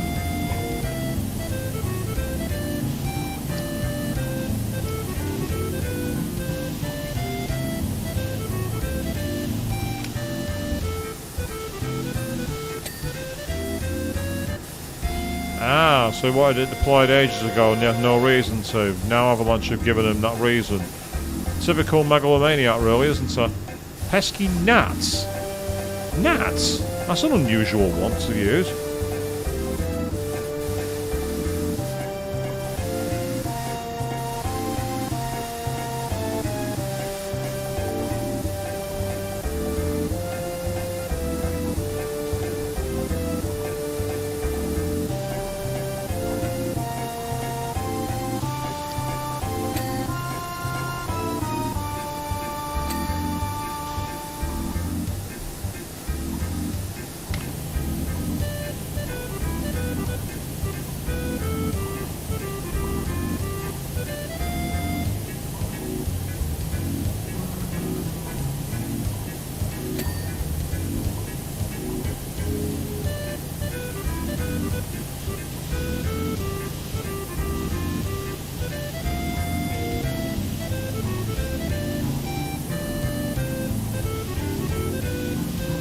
That's it, got clean. Yeah. When Avalanche busts you up, you're gonna look your best. We'll give you that dignified ending. If you're gonna get destroyed in style.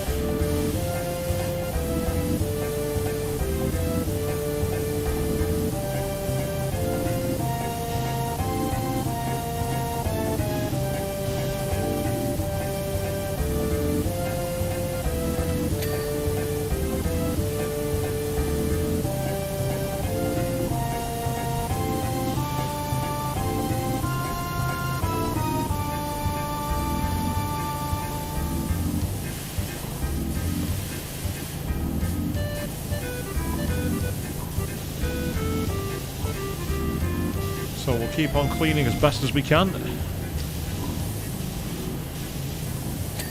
Yay! Another one done.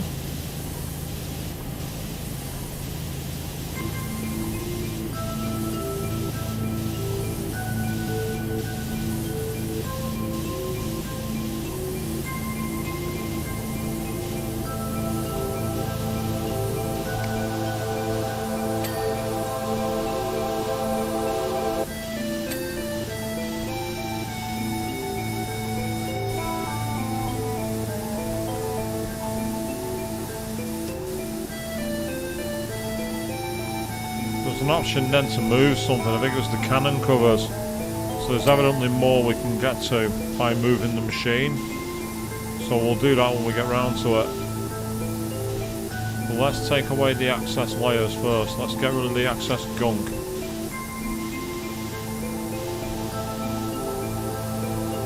put this machine through the ringer, and it's been made to look a bit nonsense as a result. But we're getting there.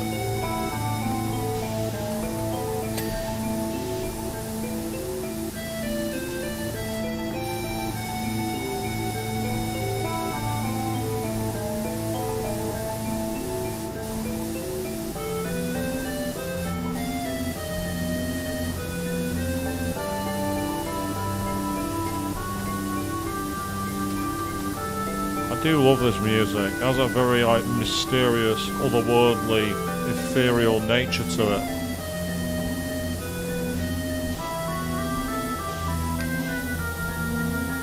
See if we can get away with using the wider lens. Because if I can, I will. Much easier.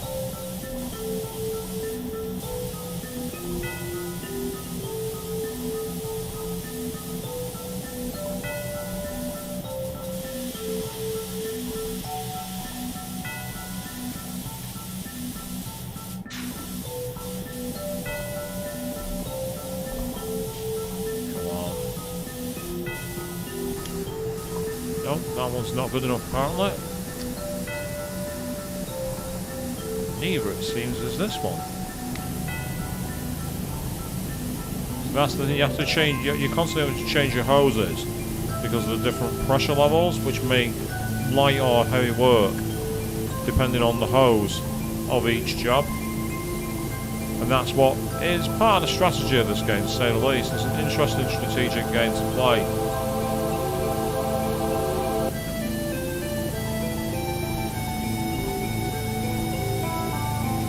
That's what I wait to see.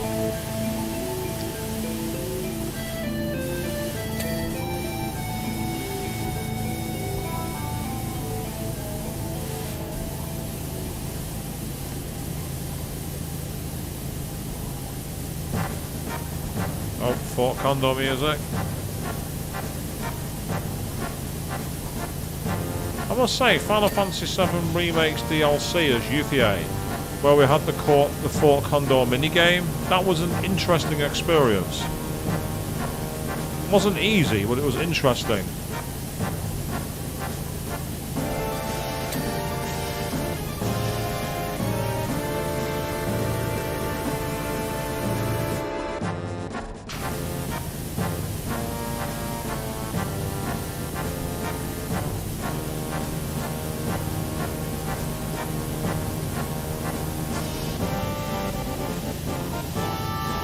What I'm going to need to do to finish that off is I'm going to need to get on the stool so I can get over the top of the hurdle.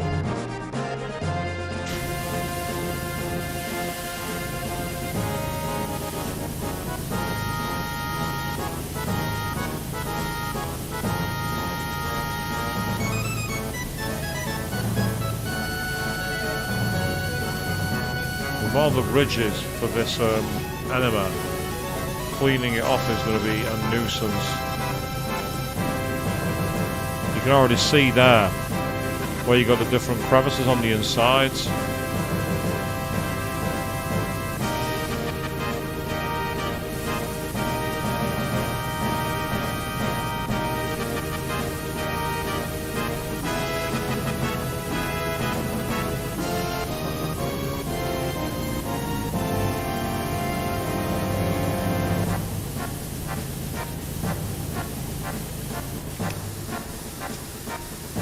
Go into wide mode, see if that might make a difference.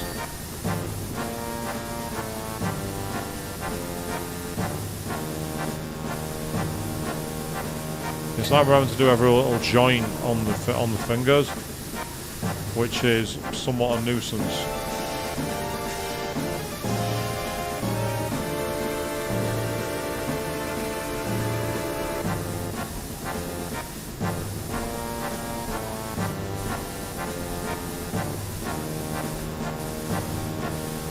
You can see the difference it makes when you start to get rid of the worst of it. How we're suddenly getting colour back.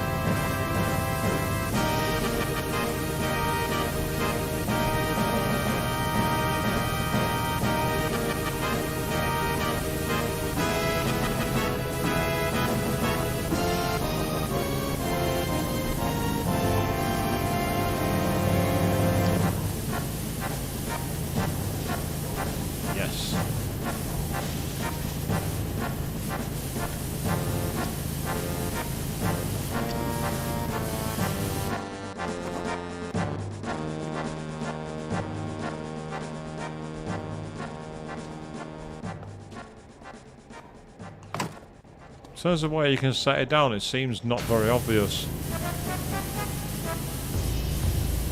Very appropriate music now, people. We got the Shinra March. Yes, indeed, Avian. So much cleaning, so much to do. How do you make housework fun? Make it so you're working for a giant evil corporation and you're trying to save people's lives or something, I don't know. Who was it had the song, in every job there's an essence of fun? That rings a bell for some reason, but I don't know why. I know that as a lyric from a song or a line from a movie. Anyone who can help me out with that one? In every job there's an essence of fun. Ring a bell with anyone? If it does, then cool. If not, don't worry about it.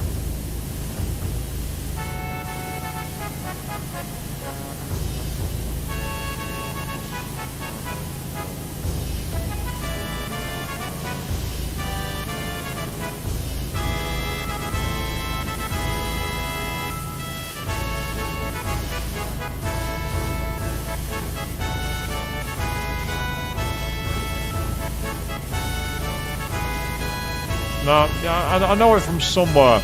I've heard it when I was younger, I just don't remember where. I'll kick myself if someone mentions it. It's one of those that I know is on the tip of my tongue. Yeah, maybe I should go to r/tip of my tongue and ask people to put it out there.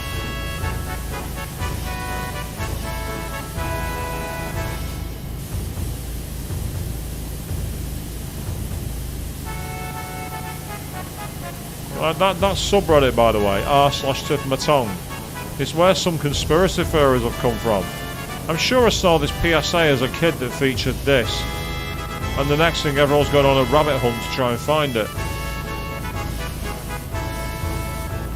The Airbuster's arsenal reminds me of a famous soldier who was so famous even you might know him. Airbuster's not got Masamune, so unless you're based it on Angeal or Genesis, I don't know what you're talking about. It's nothing to do with Sephiroth. Airbuster's arsenal's got nothing to do with him. Airbuster's moves have sod all to do with Sephiroth. What are you on about? You don't even know your own work, mate.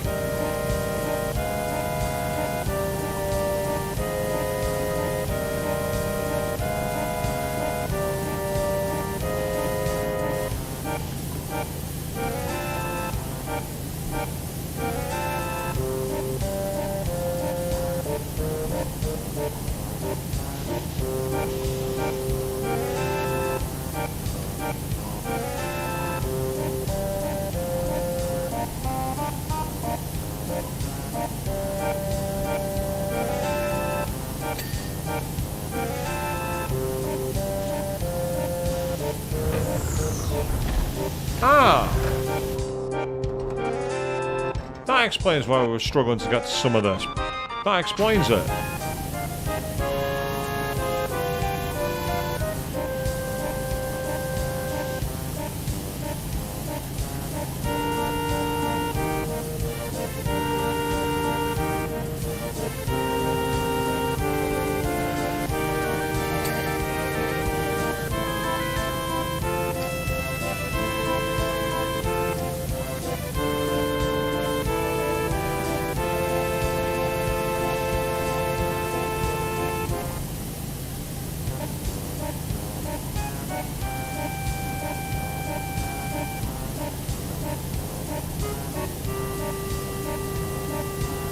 Again, nice little feature that they've made all of this so well attended to detail.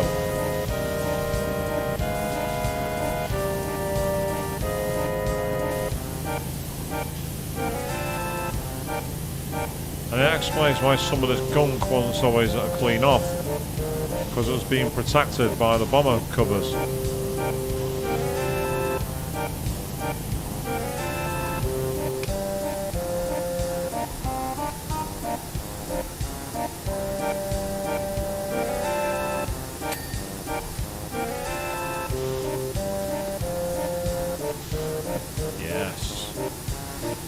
Do a good job. Impress Heidegger and Scarlet. They might let me out of here alive if I do that.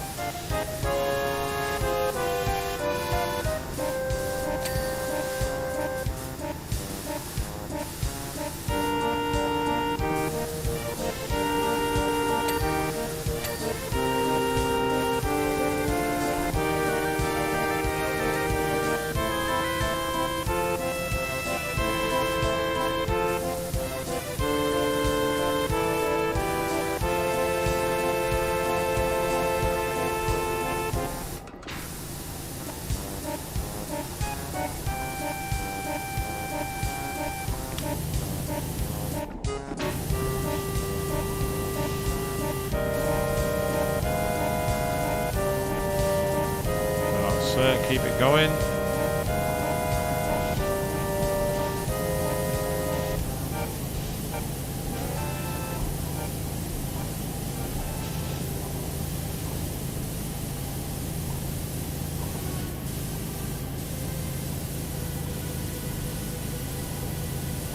So at some point I'm going to need to move the scaffolding, I think, in order to be able to pull this over. Yes, that's a feature that I can thank Chris for. Explain that you can actually move the scaffolding. Something I didn't know. Which probably made the guard scorpion job a much harder task than it should have been. But we got there in the end. We managed to do it.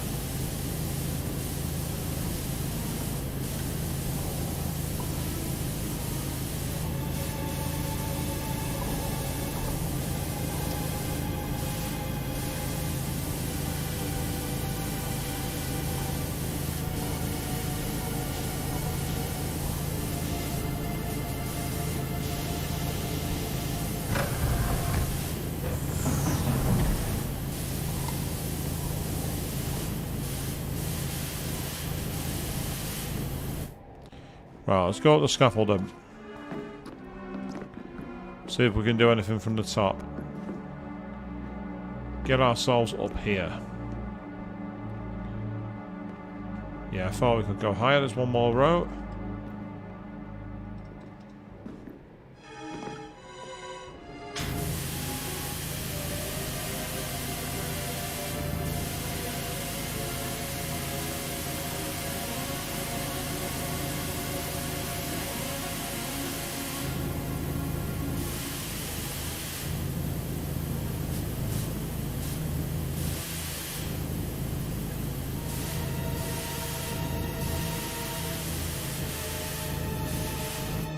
Problem is, we're not going to be able to make it over to that. So, we're going to need to move it.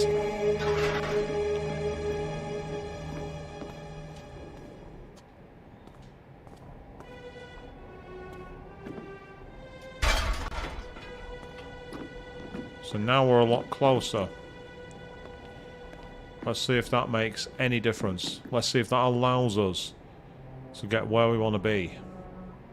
If we can get on top of the Scorpion, not so much Scorpion, the Airbuster, sorry, we'll be able to start hosing it down from the top, which should make it a lot easier.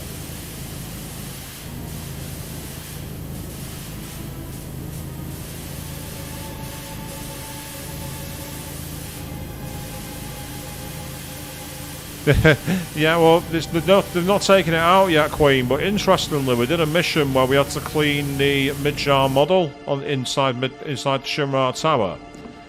And while we were doing it, the mission for the #1 reactor happened. They actually blew up while we were cleaning. And in-universe, Reeve messaged us about it, which is really amazing. The fact they actually put the lore, so I'm now proposing that we need to canonize this character. Someone needs to make a story where in universe they get hired, start working for the Shimrar, and then end up being able to switch sides and use their chemical knowledge to help Avalanche. That's what we need to have happen. We also need in FF7 Rebirth for Barrett's joke weapon to be the Powerwasher.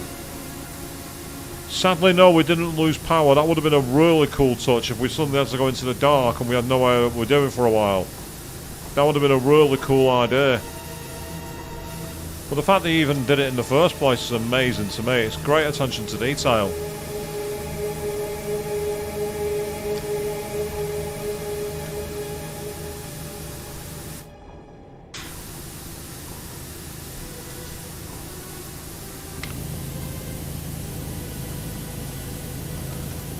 So yeah, whoever wants to write that fanfic, you're welcome, give me a credit.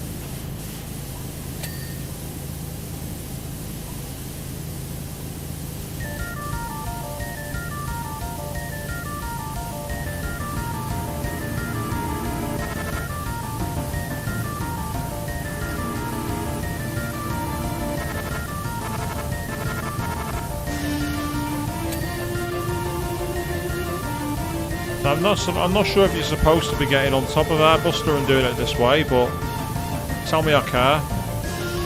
I'm here to do a job. I'm not here to do it in a flash way. I'm just here to get it done.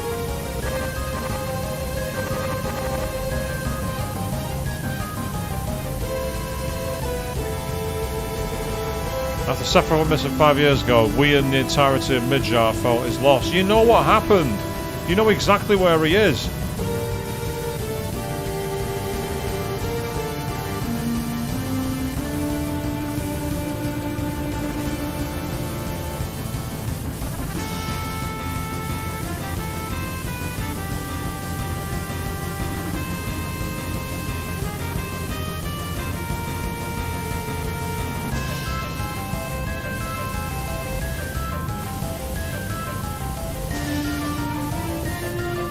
Fought admirably against Wu-Tai and the people adored him. Apparently even had a stamp. I don't remember that from Crisis Core.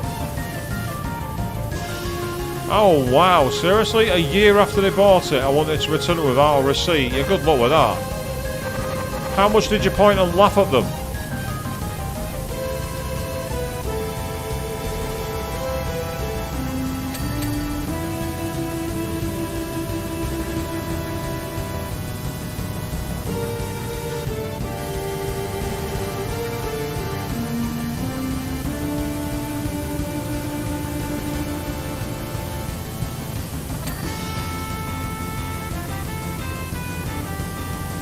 God is watching you. What? Wait, what?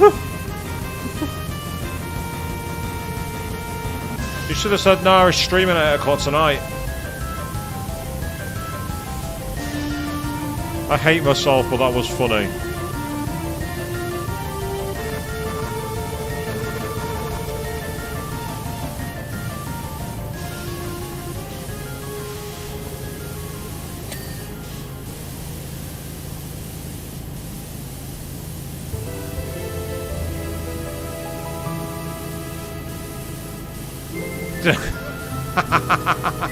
Yes, Chris, great answer, so is Satan.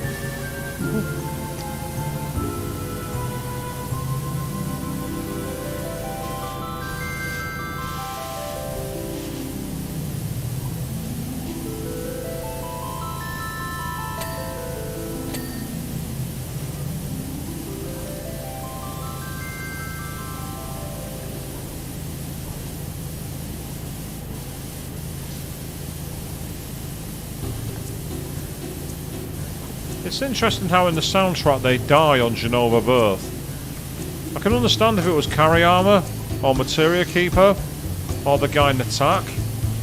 But Genova Birth? Genova Birth's an easy boss.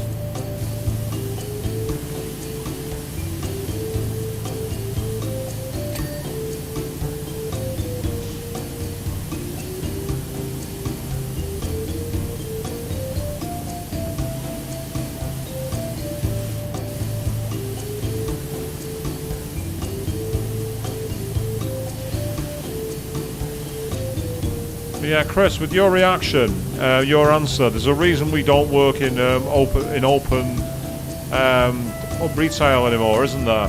We wouldn't be afraid to be that snarky.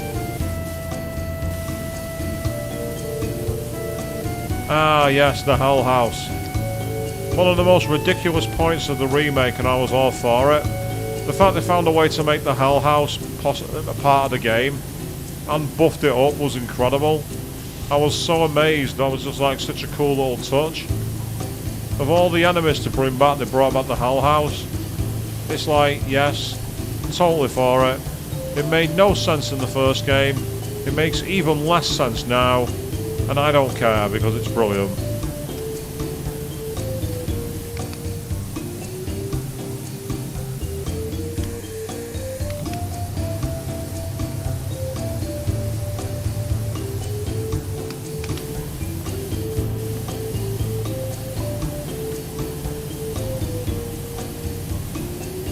Did you enjoy it on hard mode when it got a ridiculous extra power up in the middle of the fight that really wasn't fair? When the hard mode genuinely was a hard mode, by the way. They did not piss about with FF7 Remake's hard mode. That really was tough. Even if you were maximum level, it was not easy, and I like that. Especially the battle against Rufus Shinra. Good lord, that was straight out of Devil fucking May Cry, that. That was some Devil May Cry bollocks, fighting Rufus. Not that I'm complaining.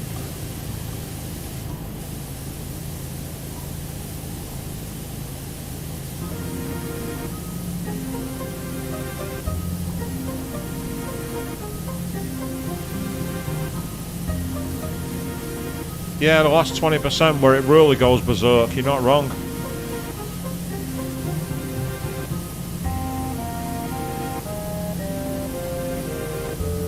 Of course, I will be playing through Final Fantasy VII Remake in January, getting ready for the Leap Day release of Final Fantasy VII Rebirth. I've already tabled time off from work. I actually wanted that time off to play it. Yes, I am not sad. No, I make no apologies.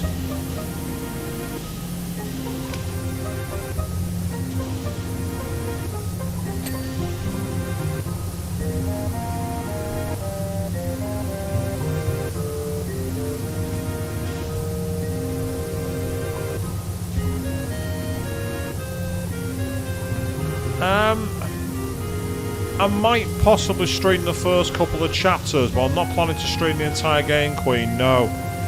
Main reason being that I don't want to spoil it for everybody.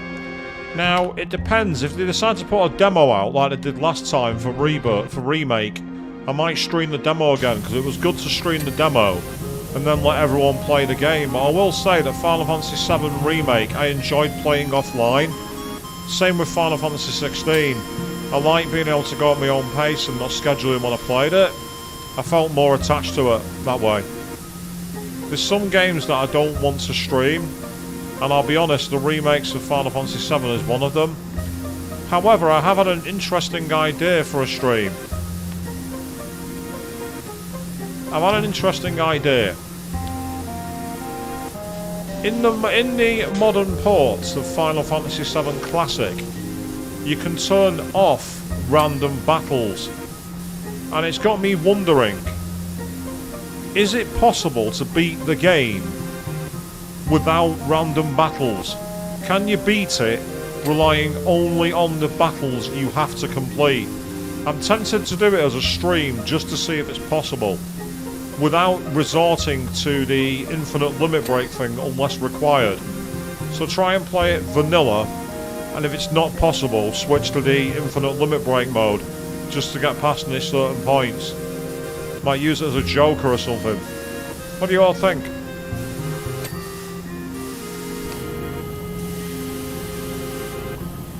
I'd be interested in seeing what levels the characters join the party. Well, exactly, that's the point. You lose the ether exploit, you lose leveling up exploit. That's what I'm saying. I'm wondering how easy it would be to do it. Would it be would it be hard? I've done practically everything else with Final Fantasy VII. Hell, I once completed the game using my feet. Yes, I actually genuinely did that, people. I beat the game using my feet.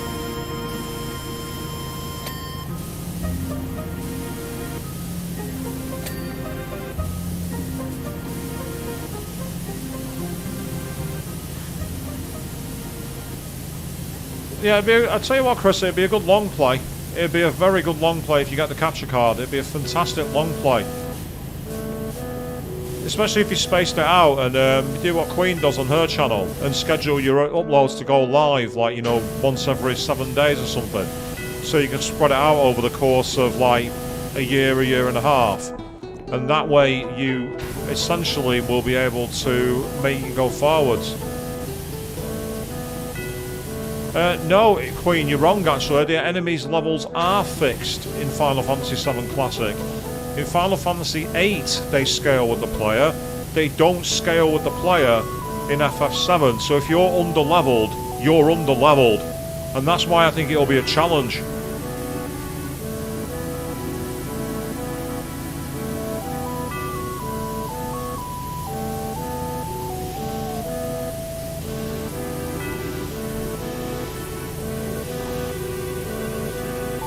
Oh wow, April 2024 is when your long play of FF16 ends. That's incredible. There you are, Chris. There's a test for you. That gives you an idea of the kind of schedules that can be involved.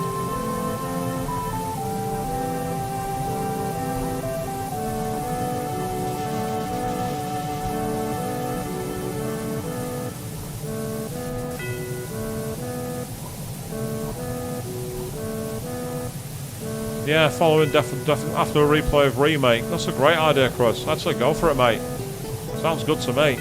I'd be interested in checking it out to see what things you did that are different, like strategies for bosses and things like that. That's one of the reasons to watch a long play. So as I say, go and check out the content on the likes of Queen's channel or everybody else's. It's great to be able to see the different ways people play games and enjoy them, because sometimes like there might be strategies you never even thought of. I've done that when I was playing some of the other games that I've had. People have been surprised at the strategy they used. Especially when I beat certain enemies by really cheesing them.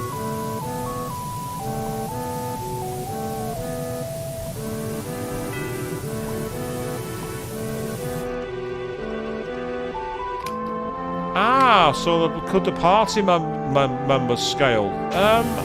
That could be interesting, because getting someone like, say, Sid at like, I don't know, level 30, when Cloud and everybody else is all at level 10, that could be quite interesting to say the least. I can think of one potential benefit though. It means that everyone's grudge will be one of the weakest attacks in the game. Everyone's grudge will be a really weak attack.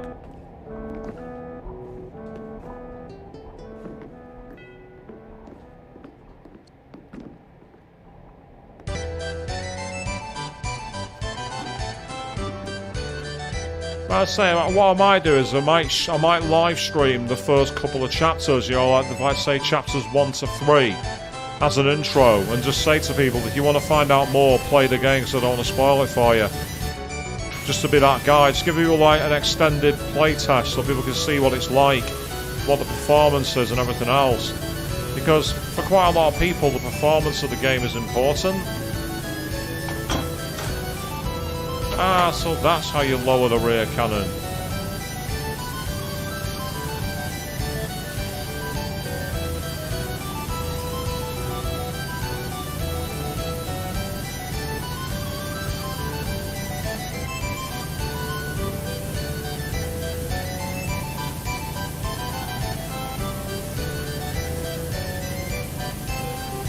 Oh, nice one, Chris. That's awesome, mate. So it's a great way to keep yourself motivated, that dude. And I say, I'm trusting that it was a good comment from your consultant. It's fantastic either way, dude. Keep it going.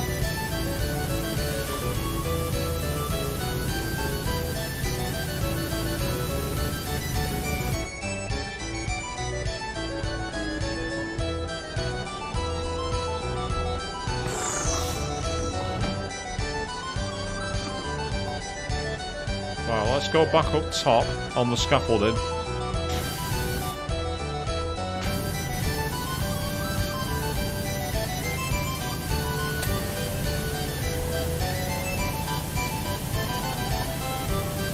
Anyway, in case any of you are interested, a couple of weeks ago I appeared on a podcast which was all called Fandoms, and it was all about the anime Love Live. If you want to check it out, it's on Spotify. Run a search for that, and I'll put a link in the chat later on if you want to check it out. Oh, it's Cat Shee's music. Shifter.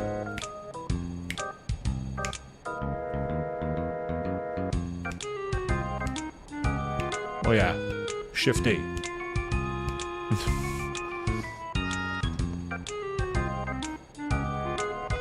Yes. No. How did anyone not see that this guy, this character could be a bad guy in disguise based off this music? You hear this music and you're instantly thinking you're up to no good, aren't you?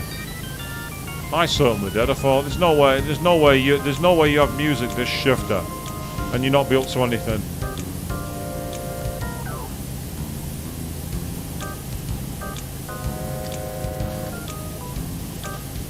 So speaking of the FF7 Rebirth Queen, have you checked out the trailers yet? The extra trailer?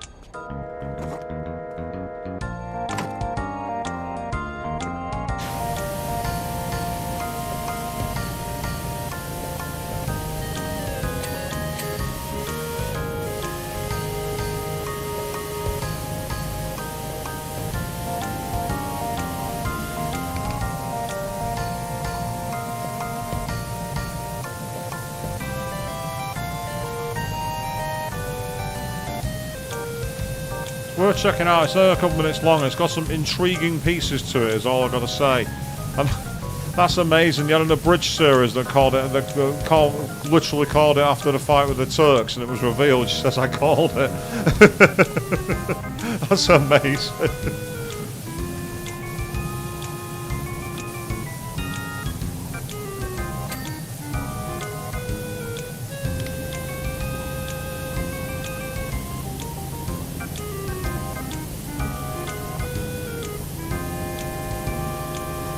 Well, the trailers don't really talk too much about the battle mechanics. It shows a couple of moves off, but that's all it shows. But that's fair enough. If you want to go in completely blind and have no spoilers of any kind because you're not seeing anything, no problem. I mean, I've deliberately not been saying my theories on it because I didn't want to spoil it for anybody. I wanted to keep it as clean as I could because there's quite a lot of things I could discuss with it, but I don't want to ruin it for anybody else. There are plenty of streamers out there who'd be like, you know, trying to get as much interactivity as they can at the expense of the game for everybody else, and I don't want to do that. I'm not that guy.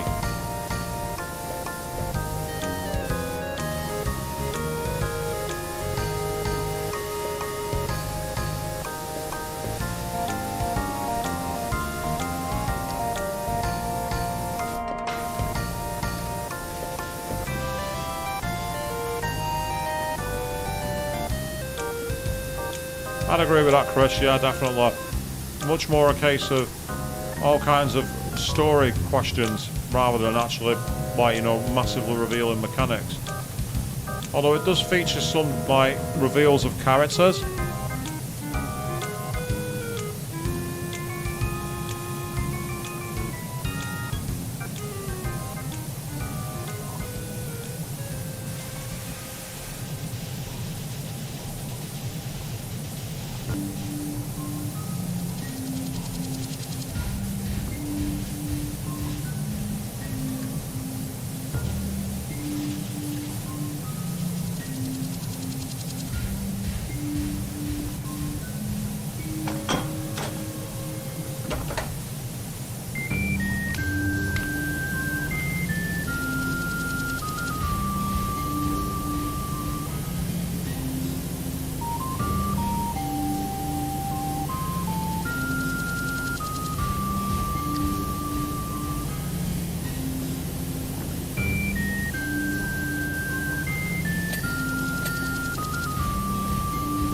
That wonderful sound of the cash register ringing, meaning we've banked more payments because it's completed.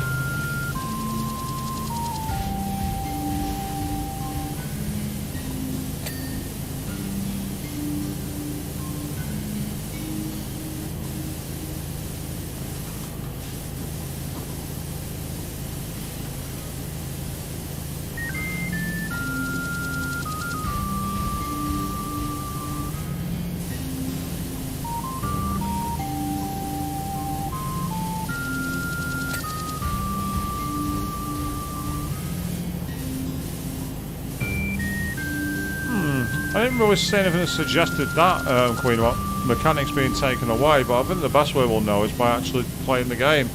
We've not got long to wait now, just over 3 months. Looking forward to it.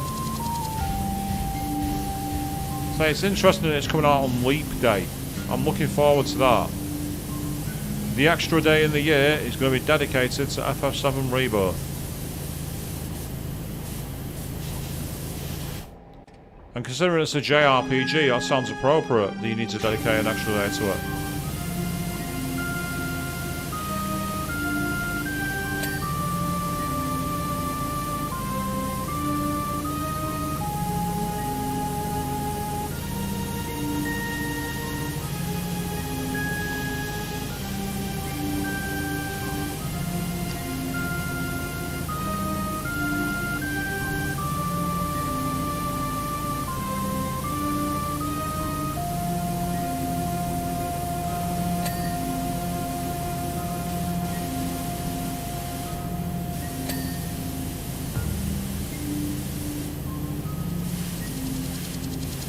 Yeah, the SIGs have definitely gone, which is probably for the best, to be honest. It was very 1960s Vietnam War kind of style reference, in my opinion, that.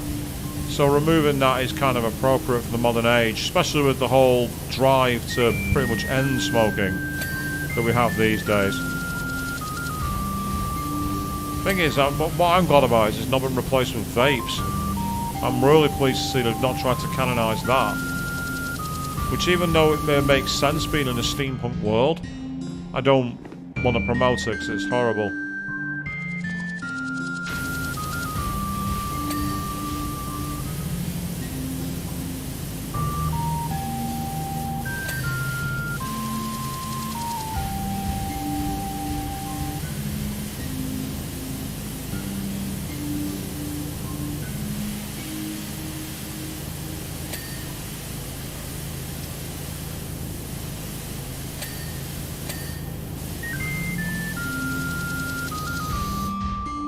I'm going to see if I can move this scaffolding slightly closer.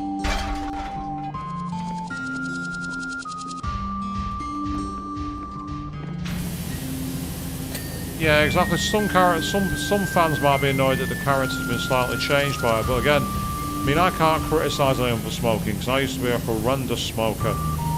I used to smoke 40 a day at one point. Yes, that's actually true, kids. I used to smoke that much.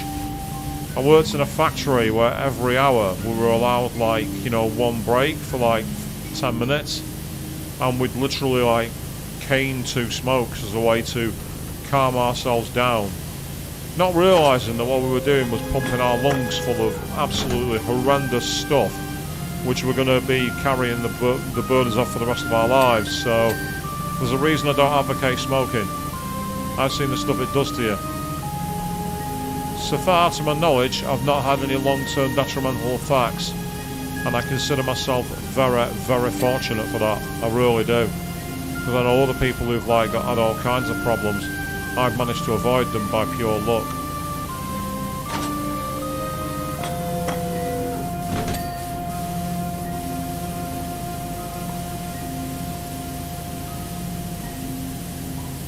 We've done a good job here. We've done quite well. Not bad at all.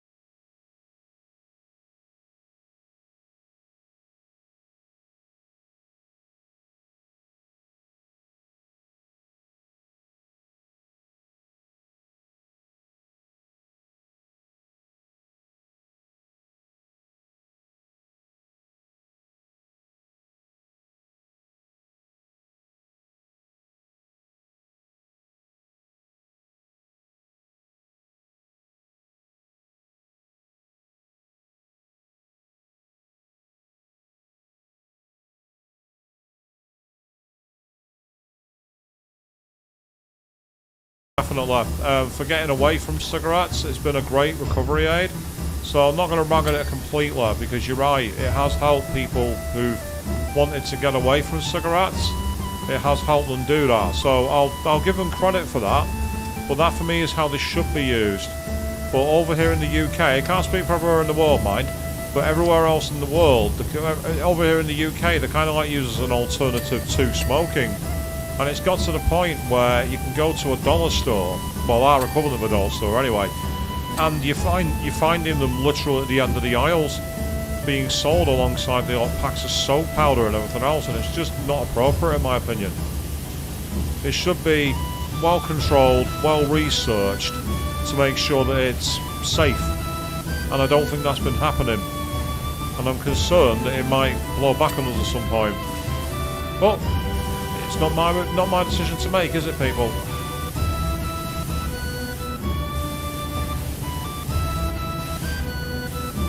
So yeah, totally agree with that. As a traditional aid to get away from smoking cigarettes or roll-ups, whatever you're on, it's a great assistance for sure.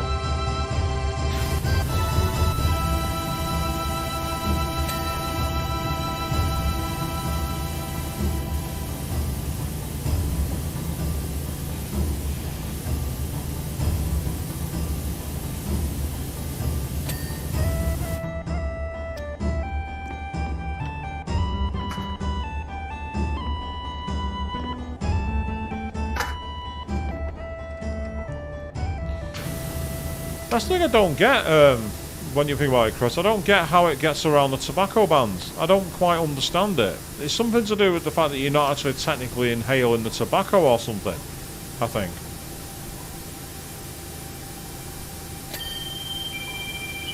Of course, when I was in Canada, the thing that shocked me was seeing the cannabis shops.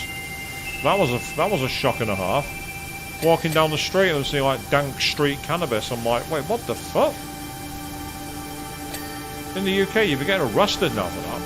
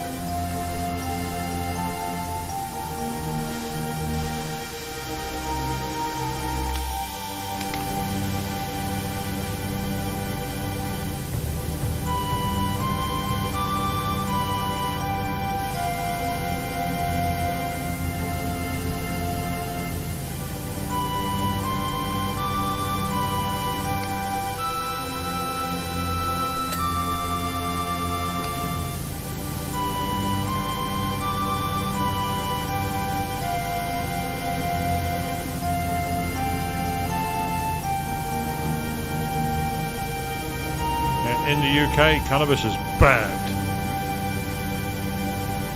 If you're carrying that stuff, you will be arrested. Depending on the amount you carry, you can get done with with intention to supply.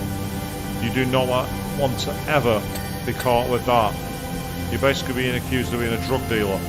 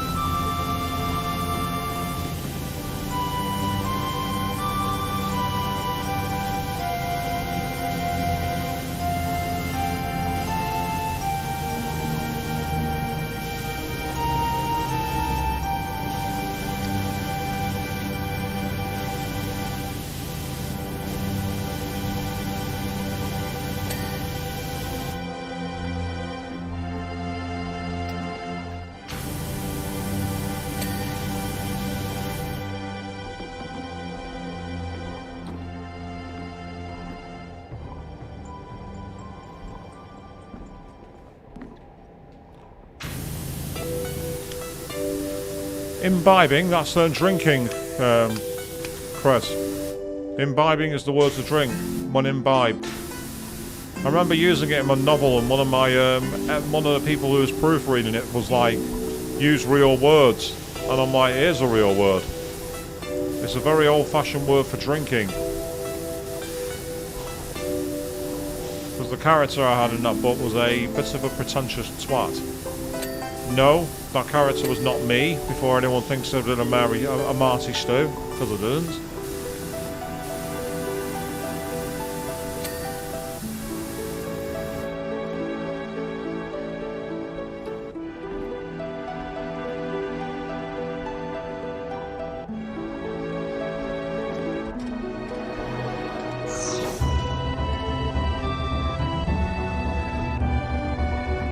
Right, what's missing? The base front turrets. There they are.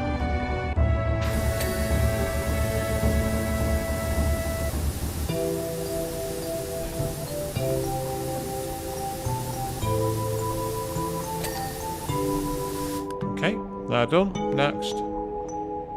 Big bomber cannon.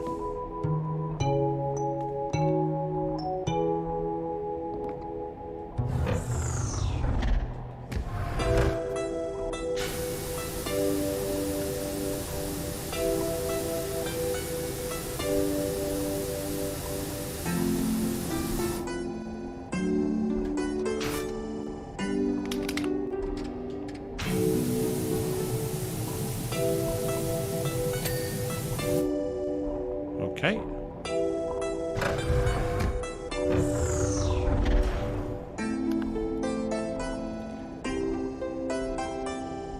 The head case. Right, that'll be the big square box, I reckon.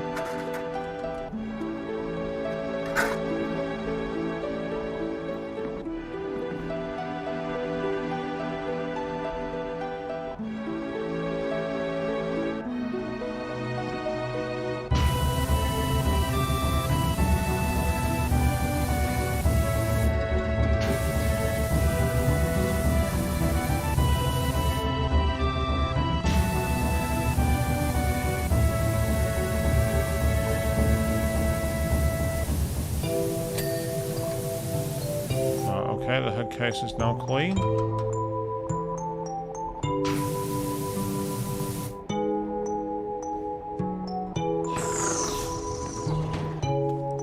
Right, the chest is dirty, so if I open the chest plates, hopefully there'll be bits I can clean.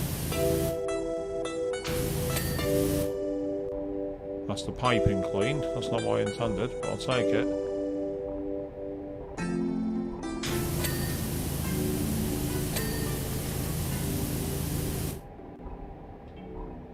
Okay, they're now clean. So what next? The palm flamethrowers. No, hang on, wait, no, it's not the palm flamethrowers, is it? I've got the tank. I've got the shoulder beam launchers. Yeah, it's this one here.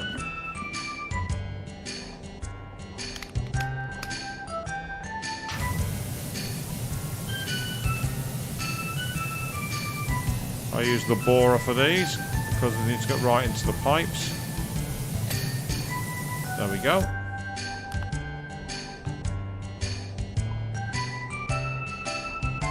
The rear cannons, they're not clean. Okay.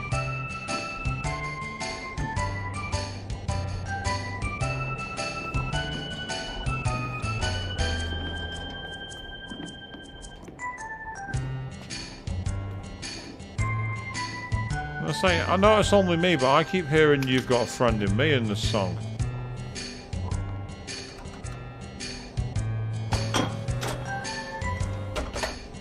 Aha. There's a bit on the edge there with the rear cannon hinge. And on the rear cannon itself. Yep.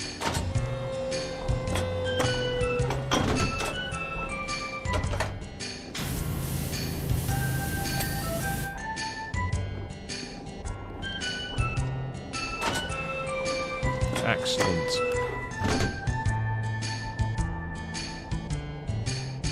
Shoulder guards and shoulder hinges.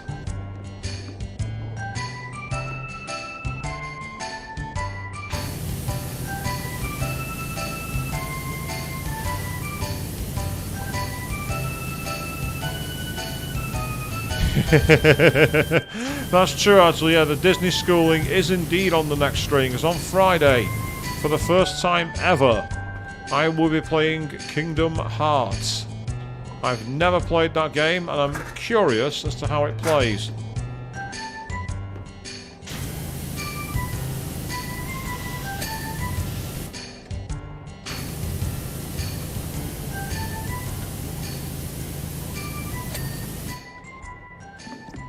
All I know is that Square wanted to have Sora in Smash Bros. For a long time, and they finally got it. Right, that shoulder hinge is clean, so it must be the other one on this side.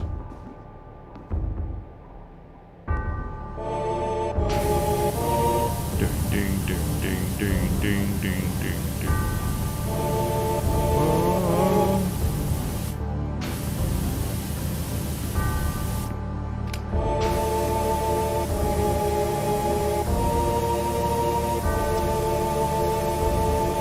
Interesting, you played up to a specific point but then couldn't carry on any further, Quaid. And turned it off due to ridiculous. Interesting, I wonder what it did to you then. Aha! Right, so we got the tank buster cannon door, the tank buster cannon and the tank buster vent. Right, so where is the tank buster cannon? Right, there's the tank buster cannon.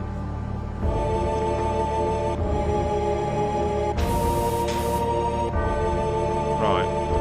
I'm making this more difficult than I need to do it.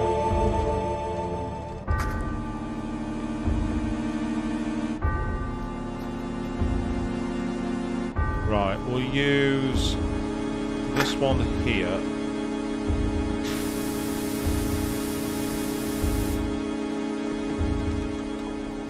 Right, tell you what, I've got a better idea. Let's use the scaffolding.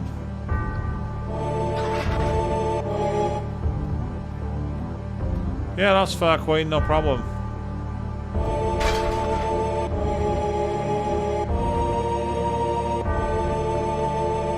Yeah, I actually took a look online, actually, believe it or not, Chris, and of all places, the Epic Games Store came to the rescue. The Epic Games Store actually has a list of the order you should play the games in. Hard to believe, I know. There's one place I did not expect to find the answer, it was there. But I did.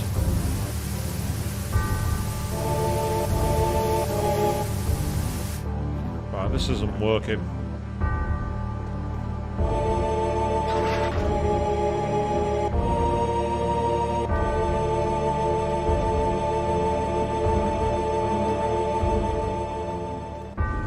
Right, tell you what. If that's not going to work, let's try a simple stool.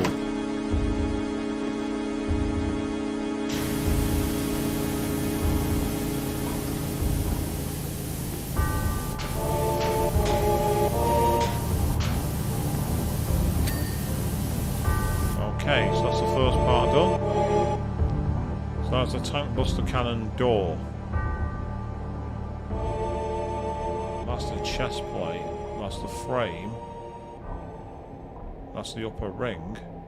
So where the hell is the door?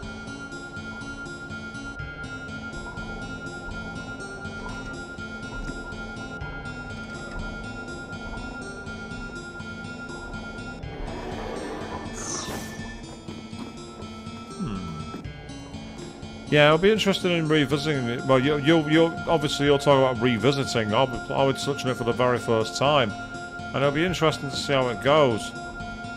So it said the tank cannon door.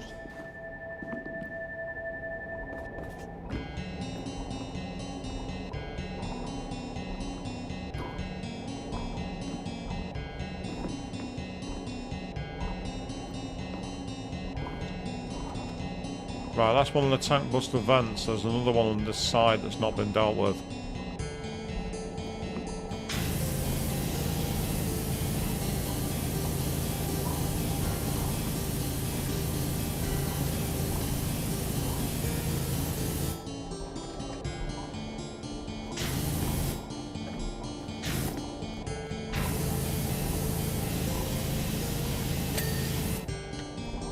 Okay, and then finally, the tank buster door.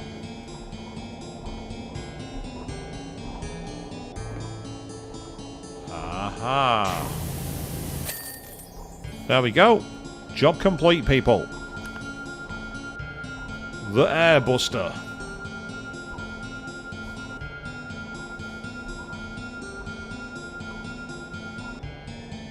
And there we go. The job is complete. And that is all of the Midgar maps done. So, we have come into the grimiest city in the world, and we have managed to clean up some truly huge messes. And the worst one, by far, was this. That was a mess and a half that Don Corneo's goons left behind them. So, unbelievably, this is a finale. This is where we're going to be leaving Powerwash Simulator for quite some time. Who knows, maybe in the future we might decide to go and do Croft Manor, but that's going to be a long time in the future. So that's where we're going to wrap things up for tonight. We will be back on Friday evening at 8 PM GMT, where for the first time ever, more than 20 years after it's released, I'm going to dive into the crossover event of madness. That is Kingdom Hearts. That should be very entertaining indeed. Until then, thank you all very, very much for watching. And seriously, what did Don Corneo's goons do